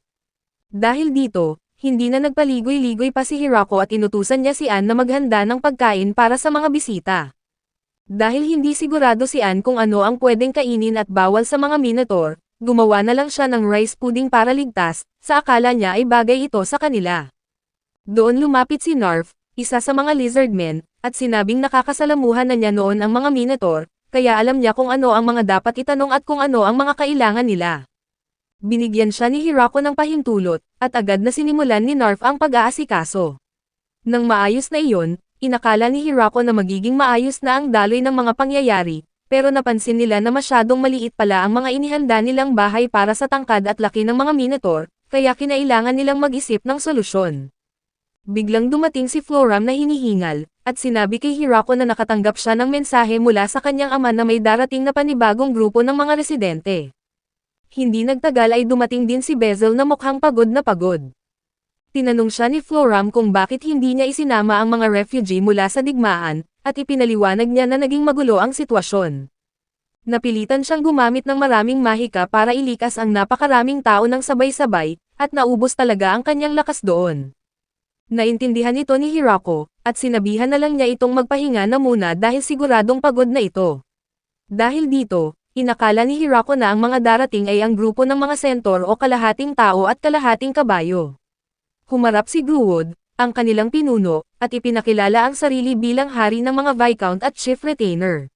Dahil hindi naman alam ni Hirako kung sino o ano iyon, lumayo siya at ipinagkatiwala na lang ang usapan kay Latasay, na isa sa mga tagapangasiwa. Dahil sa pagiging maharlika, naging mayabang at mataas ang kilos ni Gruwood, pero mabilis siyang pinagsabihan ni Latasay at pinaalalahanan na sila ang lumapit sa nayon, kaya wala silang karapatang magmalupit o kunin ang lupa. Nasaktan ang damdamin ni Gruwood at tinaasan niya ng boses si Latasay, ngunit bilang sagot, mahinahon na ipinakilala ni Latasay ang kanyang sarili bilang anak ni Count Drowa. Nang malaman ni Gruwood na mas mataas ang antas ni Latasay sa lipunan, agad siyang lumuhod at nagmakaawa at humingi ng tawad. Pagkatapos, nagtanong si Latasay kay Hirako kung pwede siyang maging tagapamahala sa mga centaur dahil may koneksyon naman daw ito sa kanilang pamilya, at walang naging problema rito si Hirako. Gayunpaman, tinanong niya si Latasay kung ligtas ba ang kanilang lugar dahil alam niyang may digmaan na nagdudulot ng maraming residente, at pinasalamatan siya ni Latasay sa pag-aalala pero sinabing ayos lang ang lahat at wala silang dapat ipag-alala. Sumunod ay hinanapan nila ng matitirhan ang mga centaur, pero nalaman nilang nahihirapan din sila sa maliliit na bahay gaya ng nangyari sa mga Minotaur. Pwede silang pumasok, pero siguradong hindi komportable. Tinanong sila ni Lulu Lacey kung kaya ba nilang paliitin ang kanilang sarili gamit ang mahika, pero sinabi ni Grewwood na ito na ang pinakamaliit na pwedeng maging itsura nila. Habang nag-iisip pa si Hirako ng solusyon, may dumating namang grupo ng mga kababaihan sa gate. Ipinaliwanag ni Hakuren na nakita niya ang mga ito na naliligaw sa gubat kaya dinala na lang niya sila, na sinang-ayunan naman ni Hirako, ngunit ang nakapagtataka lang ay may dala silang isang tuod ng puno. Lumapit si Hirako para batiin sila pero hindi sila sumasagot, kaya inakala ni Lasty at Hakuren na nahihiya lang siguro ang mga ito, pero biglang nagsalita ang tuod at ipinakilala ang sarili bilang si Egg. Nalaman ni Hirako na ang mga babaeng ito ay tinatawag na Nuno Daphne, isang lahi na kayang mag-anyong halaman o puno kapag may nakikitang halimaw para magtago. Pero kapag nasaktan sila habang nasa anyong puno, nawawalan sila ng kakayahang bumalik sa anyong tao ng ilang panahon. Kwento nila, nawasak ang kanilang tahanan dahil sa baha matapos putulin ng mga tao ang lahat ng puno sa kanilang lugar. Naglakbay sila hanggang sa makarating sa Forest of Death matapos silang sabihan ng isang merchant na si Michael tungkol sa nayong ito. Naintindihan ni Hirako na malamang ay hindi na nasabihan pa sila ng maraming detalye ni Michael kaya sila na mismo ang naghanap ng daan papunta doon. Gusto sanang maghanda ng pagkain ni Hirako para maayos silang matanggap, pero sinabi ni Egg na hindi naman nila kailangan ng pagkain para mabuhay. Tiningnan niya ang mga kalidad na prutas na tumutubo sa lupa at napagtanto niya na dapat ay talagang espesyal ang lupain dito. Dinala sila ni Hirako sa taniman, at doon ipinaliwanag ni Egg na ang talagang kailangan lang nila para umunlad ay malinis na tubig at sikat ng araw, at matabang lupa. Tinanggap ito ni Hirako, at nang maayos na ang usapang pagkain, tinanong niya sila tungkol sa kung saan sila titira dahil mukha namang kasing laki lang sila ng mga tao. Napanatag ang loob niya sa pag-aakalang magagamit na ang mga bahay na ipinapatayo niya, pero agad na binasag ni Egg ang inaasahan niya, nang sabihing mas gusto nila na tumira sa labas. Dahil dito ay nagsisi si Hirako na pinaghirapan pa niyang ipatayo ang mga iyon, pero nang mag-isip siya ng mabuti ay nakahanap din siya ng solusyon, ang mga nakababatang minotaur ay ilalagay sa mga normal na bahay, ang mga centaur naman ay sa mga kwadrado, at ang mga Daphne ay mananatili na lang sa bukid. Sa totoo lang, medyo kinakabahan pa rin si Hirako tuwing nakikita silang nakatayo lang doon buong gabi, at iniisip kung masasanay din ba siya sa ganitong tanawin. Bukod pa rito, napagtanto nila na kailangan nilang gumawa ng maayos na bahay para sa mga malalaking minotaur, pati na rin maglaan ng pagkain, damit, at iba pang pangunahing pangangailangan. Sa halip na mag-isip lang, iminungkahi ni Hirako na simulan na nila ang kaya nilang gawin agad, at nagsimula silang magdisenyo ng mga bagong pamayanan. Bilang pagtanggap sa 200 bagong residente, nagtipon sila ng mga kinatawan mula sa bawat pamilya para pag-usapan ang mga susunod na hakbang. Bago magsimula si Hirako, yumuko si Grewwood sa harap niya dahil naintindihan na niya kung gaano kalaki ang impluwensya at kapangyarihan ni Hirako, pero sinabi ni Hirako na huwag na siyang maging formal at kumalma lang siya. Biglang nagbigay ng paalala si Latasay para sabihan si Hirako na dapat ay mas magpakita siya ng awtoridad sa harap ng mga tao. Sinunod ito ni Hirako, at sumagot siya kay Grewwood ng may mas seryoso at mahinahon na tono. Ipinaalam niya na nagtalaga siya ng mga tagapamahala para sa bawat lahi, si Narf ang bahala sa mga minotaur, si Latasay naman sa mga centaur, at isang babaeng kalahating tao na nagngangalang Mamo ang mamumuno sa mga Daphne. Nalaman ding lumipat pala si Mamo galing sa Howland Village kasama sina Sena, at ibinigay sa kanya ang posisyon dahil personal na inirekomenda siya ni Sena para sa tungkulin. Tungkol naman sa tirahan, ipinaliwanag ni Hirako na dahil ang mga naunang bahay ay para lang sa mga normal ang laki, nagpasya silang gumawa ng hiwalay na mga baryo na swak sa sukat ng mga minotaur at centaur. Naisip nilang mas magiging madali ang buhay at trabaho kung ang lobo at grupo ay titira kasama ang kani-kanilang mga lahi. Ginamit nila ang lugar na sinuri na noon pa ni Nalay, at agad na gumawa ng mga kalsada at sistema ng patubig. Nang kailangang linisin ang gubat, napakadali ito para kina Hakuren at Lasty dahil sa kanilang lakas. Pero napansin ni Hirako na mas malakas pala sila kaysa sa inaakala niya, kaya pinakiusapan niya silang huwag gamitin ang kanilang buong lakas. Samantala, sa bahay naman ni Hirako, dinalhan ni Ann si Lacey ng mga magagandang damit para kay Alfred na gawa ni Zabutin. Kahit medyo malalaki ito, labis na natuwa at nagpasalamat si Lacey sa regalo. Sa lugar ng konstruksyon, mabilis na natatapos ang mga bahay para sa mga minotaur, at dahil matatangkad sila, pinagawa ang mga ito ng maluluwag at iisang palapag lang. Pero nang pumasok si Hirako, Nagtataka siya sa mga gamit dahil ang mga higaan nila ay mga patag na tabla lang. Ipinaliwanag ni Gordon na sanay talaga silang matulog ng ganito, para hindi sumabit ang kanilang mga sungay sa gabi. Sa ikatlong baryo, maayos ding natatapos ang mga bahay para sa mga sentor. Dahil parang kabayo ang katawan nila mula sa bewang pababa, mas bagay sa kanila ang mga istrukturang parang kwadrado. Napansin ni Hirako na walang pinto ang mga ito, kaya sinabi ni Gruwad na nahihirapan kasi ang lahi nila sa mga pinto, kaya mas praktikal para sa kanila ang gumamit na lang ng kurtina na pwedeng buksan at isara gamit ang lubid. Lumipas ang isang buwan, at dahil sa pagsisikap ng lahat, tuluyan nang natapos at naitayo ang dalawang bagong baryo. Napanatag ng husto ang loob ni Hirako nang matapos nila ang lahat bago dumating ang taglamig, dahil hindi naman nila pwedeng pabayaan na lang na walang maayos na matitirhan ang mga bagong mga residente pagdating ng malamig na panahon. Tungkol naman sa pangalan ng mga bagong baryo, pinili na lang ni Hirako na tawagin ang mga ito na pangalawang baryo at pangatlong baryo para simple na lang. Inilahad naman ni Floram na kailangan daw nilang magtalaga ng mga alkalde na mamamahala sa bawat baryo, at iminungkahi niya na si Gordon ang maging alkalde ng pangalawang baryo, habang si Gruwad para sa pangalawang baryo.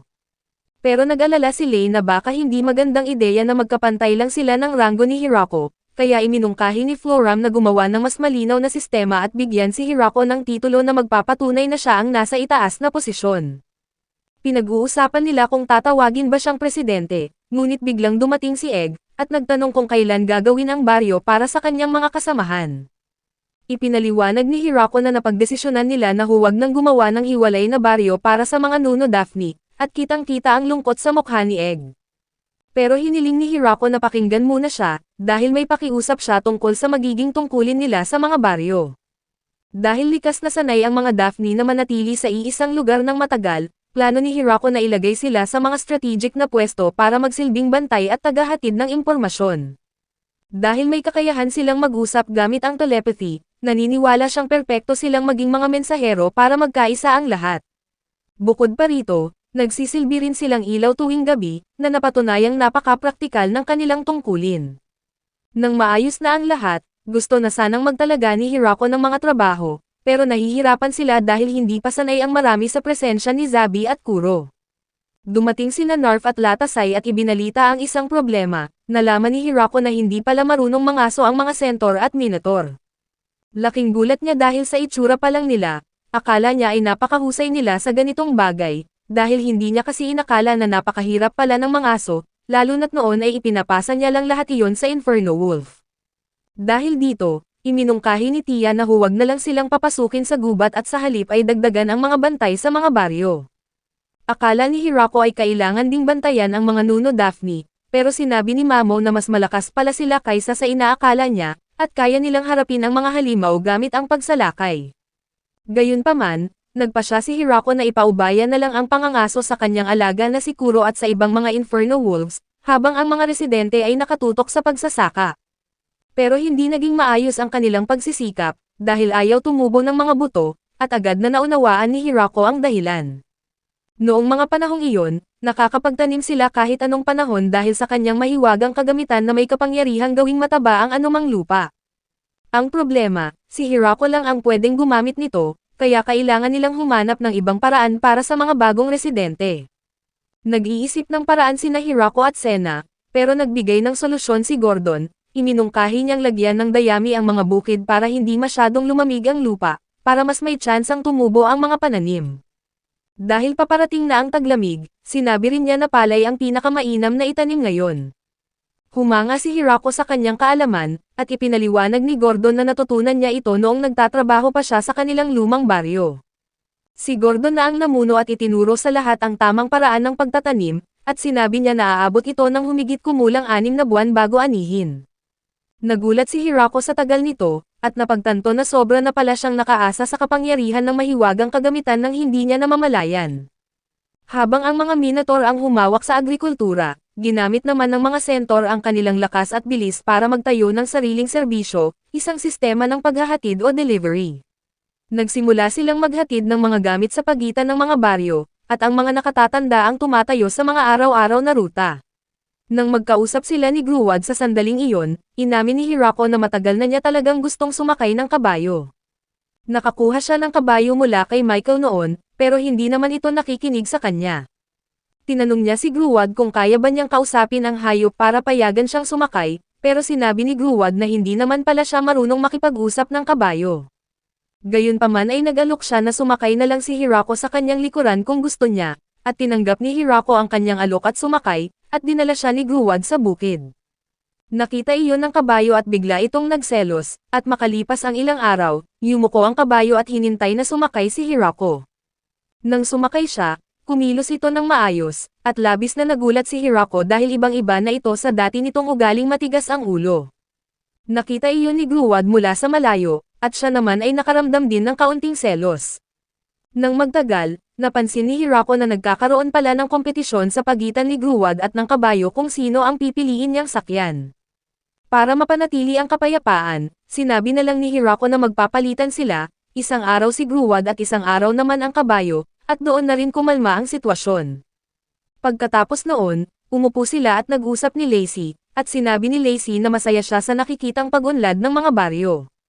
Inamin ni Hirako na nag-alala siya noong una dahil sa dami ng biglang dumating na residente, pero natutuwa siya at naging maayos naman ang lahat. Alam niyang sa ngayon ay umaasa ng malaki ang lahat sa kanya, pero hindi niya maitatanggi na marami sa kanilang nakamit ay dahil lang sa kapangyarihan ng mahiwagang kagamitan. Nababahala siya na baka hindi sapat ang pag-asa lang dito para sa kanilang kinabukasan, at nang makitang malalim ang iniisip niya, kinuha ni Lacey si Baby Alfred at inilagay sa mga bisig ni Hirako. Sinabi niya na dapat ay magpahinga na lang muna siya at tamasahin ang buhay na pinaghirapan niya. Di naman ni Hirako ang kanyang payo at halatang gumagaan ang kanyang pakiramdam. Habang nagmumuni-muni, naalala niya ang isa pang bagay na bumabagabag sa kanya, ang Great Tree Village ay halos puro kababaihan lang at halos walang kalalakihan. Talagang nag-alala siya para sa kinabukasan nila, pero naisip niya na baka hindi na ito maging problema dahil sa dami na ng mga bagong residente sa kabuuan.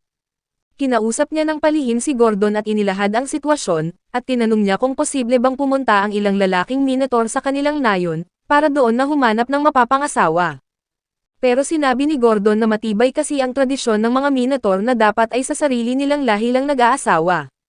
Dahil dito, tinanggal na ni Hirako sa listahan ang mga Minotaur at ibinaling ang atensyon sa mga Centaur.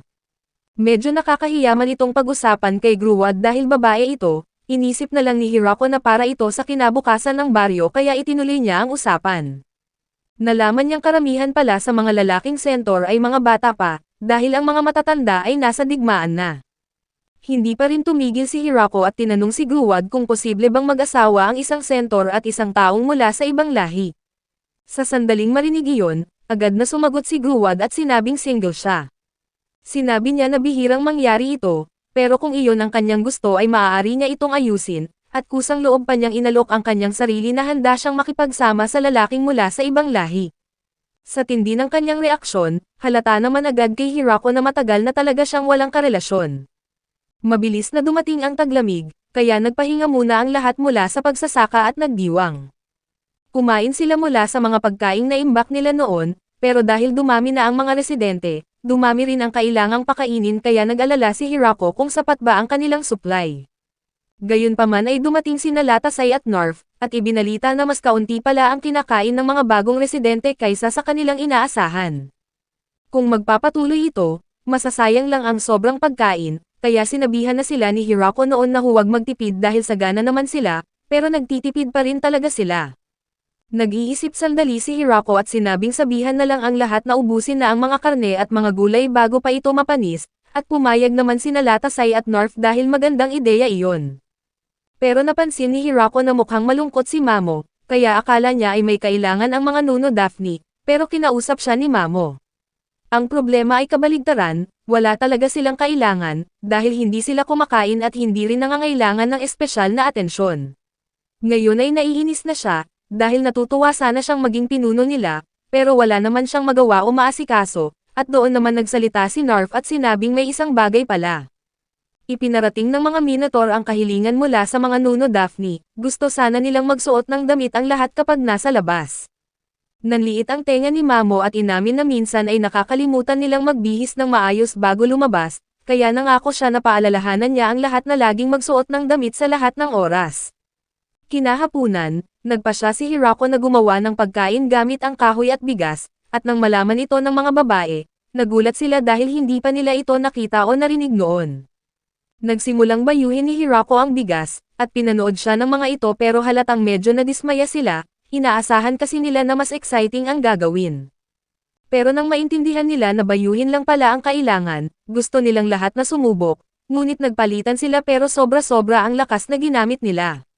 Sa kabila noon, nakagawa pa rin sila ng masarap na batch, handa na rin ang sausawan at palaman, kaya sabay-sabay silang kumain at nagustuhan nila ang lasa. Dinalhan naman ni Lei si Hirako ng kusamachi na siya mismo ang gumawa, pinaghalo niya ang mababangong halaman sa mochai. Nakatikim si Hirako at sinabing napakasarap nito, dumating din si Donovan dala ang alak para maging mas masaya ang inuman. Nabalitaan niyang nagtatrabaho sila sa bigas, kaya naisip niyang tama ang pagkakataong ito para dumaan, at agad na napunta ang atensyon ng lahat sa kanya. Sa huli, naging masayang libangan na pala ang paggawa ng mochai tuwing taglamig kapag maganda ang panahon. Si Gordon pala ang pinakamagaling gumawa nito sa lahat, pero wala namang nagulat dahil inasahan na nila iyon. Maya-maya, may nakitang lalaking nakasuot ng baluti na nakaluhod sa harap ng isang babaeng minotaur, at bigla itong nagtanong kung pwede ba siyang maging asawa nito. Tiningnan siya ng babae at tinanong kung sino siya, kaya tinanggal niya ang helmet at nagpakilalang si Gratz, ang pinuno ng House of Britannia mula sa kaharian ng mga demonyo ng Galgardo. Dahil dito, nagpakilala rin ang babae bilang si Rana. Pinanood lang ito ni Hirako at hindi niya alam kung ano ang nangyayari, at doon naman nagsalita si Basil para magpaliwanag. Noon pa man ay gusto na ni Gratz na makipag-ugnayan sa Great Tree Village, at naniniwala siyang ang pinakamagandang paraan ay ang magpakasal sa isa sa mga miyembro nito. Pagkatapos ay lumapit si Gratz kay Hirako, nang malaman niyang si Hirako ang pinuno, humingi siya ng basbas para pakasalan si Rana, dahil sinabi raw kasi nito na kailangan muna ng permiso ni Hirako. Pero sinabi ni Hirako na wala siyang karapatang pumili kung sino ang dapat pakasalan ng sino. Sabi niya, si Rana mismo ang una niyang dapat tanungin, at kung pumayag ito ay malaya silang magpakasal. Dahil dito, lumingon si Gratz at tinanong ng maayos si Rana, na mula lang ito, at sapat na iyon para malaman na pumayag na ang babae. Nang bumalik si Gratz sa kaharian, labis niyang namiss si Rana, dahil ayaw rin niyang may ibang lalaking dumating at agawin ito sa kanya. Doon din siya nagdesisyon, iiwan niya ang tungkulin bilang isa sa mga great generals, at babalik siya para makasama si Rana. Alam niyang masyadong mapanganib ang desisyon niya, pero wala siyang pakialam dahil gagawin niya ang lahat para sa pag-ibig. Samantala, iniisip ni Hirako kung paano pa mapaparami ang pagkain gamit ang mochai, at doon pumasok sa isip niya ang dried seaweed o damong dagat. Hindi ito kilala ng mga babae at wala silang ideya kung ano iyon, pero nang banggitin ni Hirako na tumutubo ito sa dalampasigan, naisip nilang si Michael ang tamang tanungin tungkol dito. Makalipas ang ilang araw, dumating si Michael at nagpasalamat sa patuloy na pakikipagkalakalan ni Hirako. Sinabi naman ni Hirako na wala iyon, at ipinakita ni Michael ang isang kahon na puno ng seaweed, at inamin na hindi naman ito karaniwang kinakain sa lugar nila, kaya hindi siya sigurado kung ito ba ang hinahanap ni Hirako. Tiningnan lang ito ni Hirako at sinabing ito mismo ang kailangan niya, at nagsimulang magproseso si Hirako sa seaweed. Dinurog niya ito hanggang maging likido at hinulma gamit ang parisukat na lagayan, at nang matapos ay nakagawa siya ng manipis na pambalot na gawa sa damong dagat. Gulat na gulat si Michael, hindi niya akalaing pwedeng gawing ganito ang seaweed. Tinanong siya ni Sena kung kakainin ba ito ng diretso, at sinabi ni Hirako na hindi muna, lulutuin muna ito sa apoy para maging malutong at mas madaling tunawin ng tiyan. Pagkatapos ay binalot niya ang mochai at kumain, at parang naging magaan ang buong pakiramdam niya, ganito pala talaga ang lasa at kalidad na naaalala niya mula sa dati niyang buhay. Napansin iyon ng mga babae pero hindi sila kumbinsido na ganun kasarap ito, pero nang bigyan sila ni Hirako ng tig-iisang piraso ng toasted mochai na nakabalot sa seaweed, lahat sila ay sumang-ayon na napakasarap ng pagkain ito. Nakita ni Michael na maraming nagkakagusto at nag-alok siya ng kasunduan, dahil handa siyang ipaani at ipadala ng mga tauhan niya ang seaweed ng pribado para kay Hirako. Bilang kapalit, gusto niyang makipagpalitan ng mga sangkap na ginagamit sa paggawa ng mochai. Sinabi ni Hirako na hindi pa niya ito maipapangako ngayon, dahil kailangan pa nilang magtanim ng mas maraming bigas, pero pag-uusapan daw nila ito para kay Michael.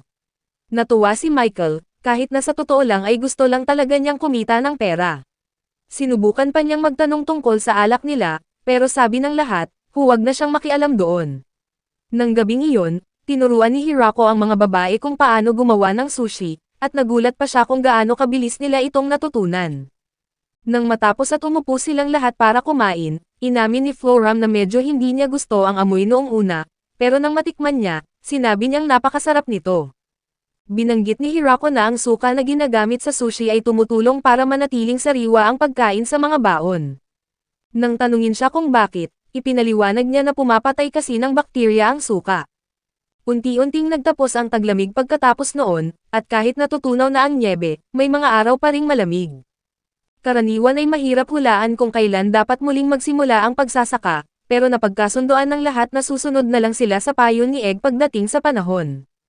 Kinahapunan, pumunta si Hirako sa mga kawani sa town hall at sinabing naisipan niyang gumawa ng bagong festival para sa mga bagong baryo. Nagbigay siya ng ilang ideya, pero nakatingin lang sa kanya ang mga babae na parang walang maintindihan kung bakit ipagdiriwang ang mga iyon. Mga festival pala ito mula sa dati niyang buhay sa Japan, kaya naintindihan niya kung bakit hindi nila ito masyadong naintindihan.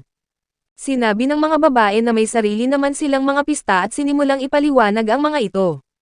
Pinakinggan sila ni Hirako, pero wala siyang naintindihan kahit isa sa mga inilalarawan nila, kaya napagdesisyonan niya na ipaubaya na lang sa kanila ang buong plano. Gayunpaman ay napansin niyang nagtatalo sila at hindi magkasundo, kaya sinabi niyang isulat daw ng lahat ang kanilang mga tradisyon sa papel at ilagay sa isang kahon. Siya mismo ang kumuha ng isa, at ang nakuha niya ay isang paligsahan sa pakikipaglaban. Nagtatakang tanong ni Hirako kung paano ba naman gagawin iyon, at ipinaliwanag ni Floram na magsasabak daw ang lahat gamit ang iba't ibang estilo ng pakikipaglaban. Sa tingin niya ay napakagandang ideya nito at iminungkahi na simulan na agad ang pagpaplano.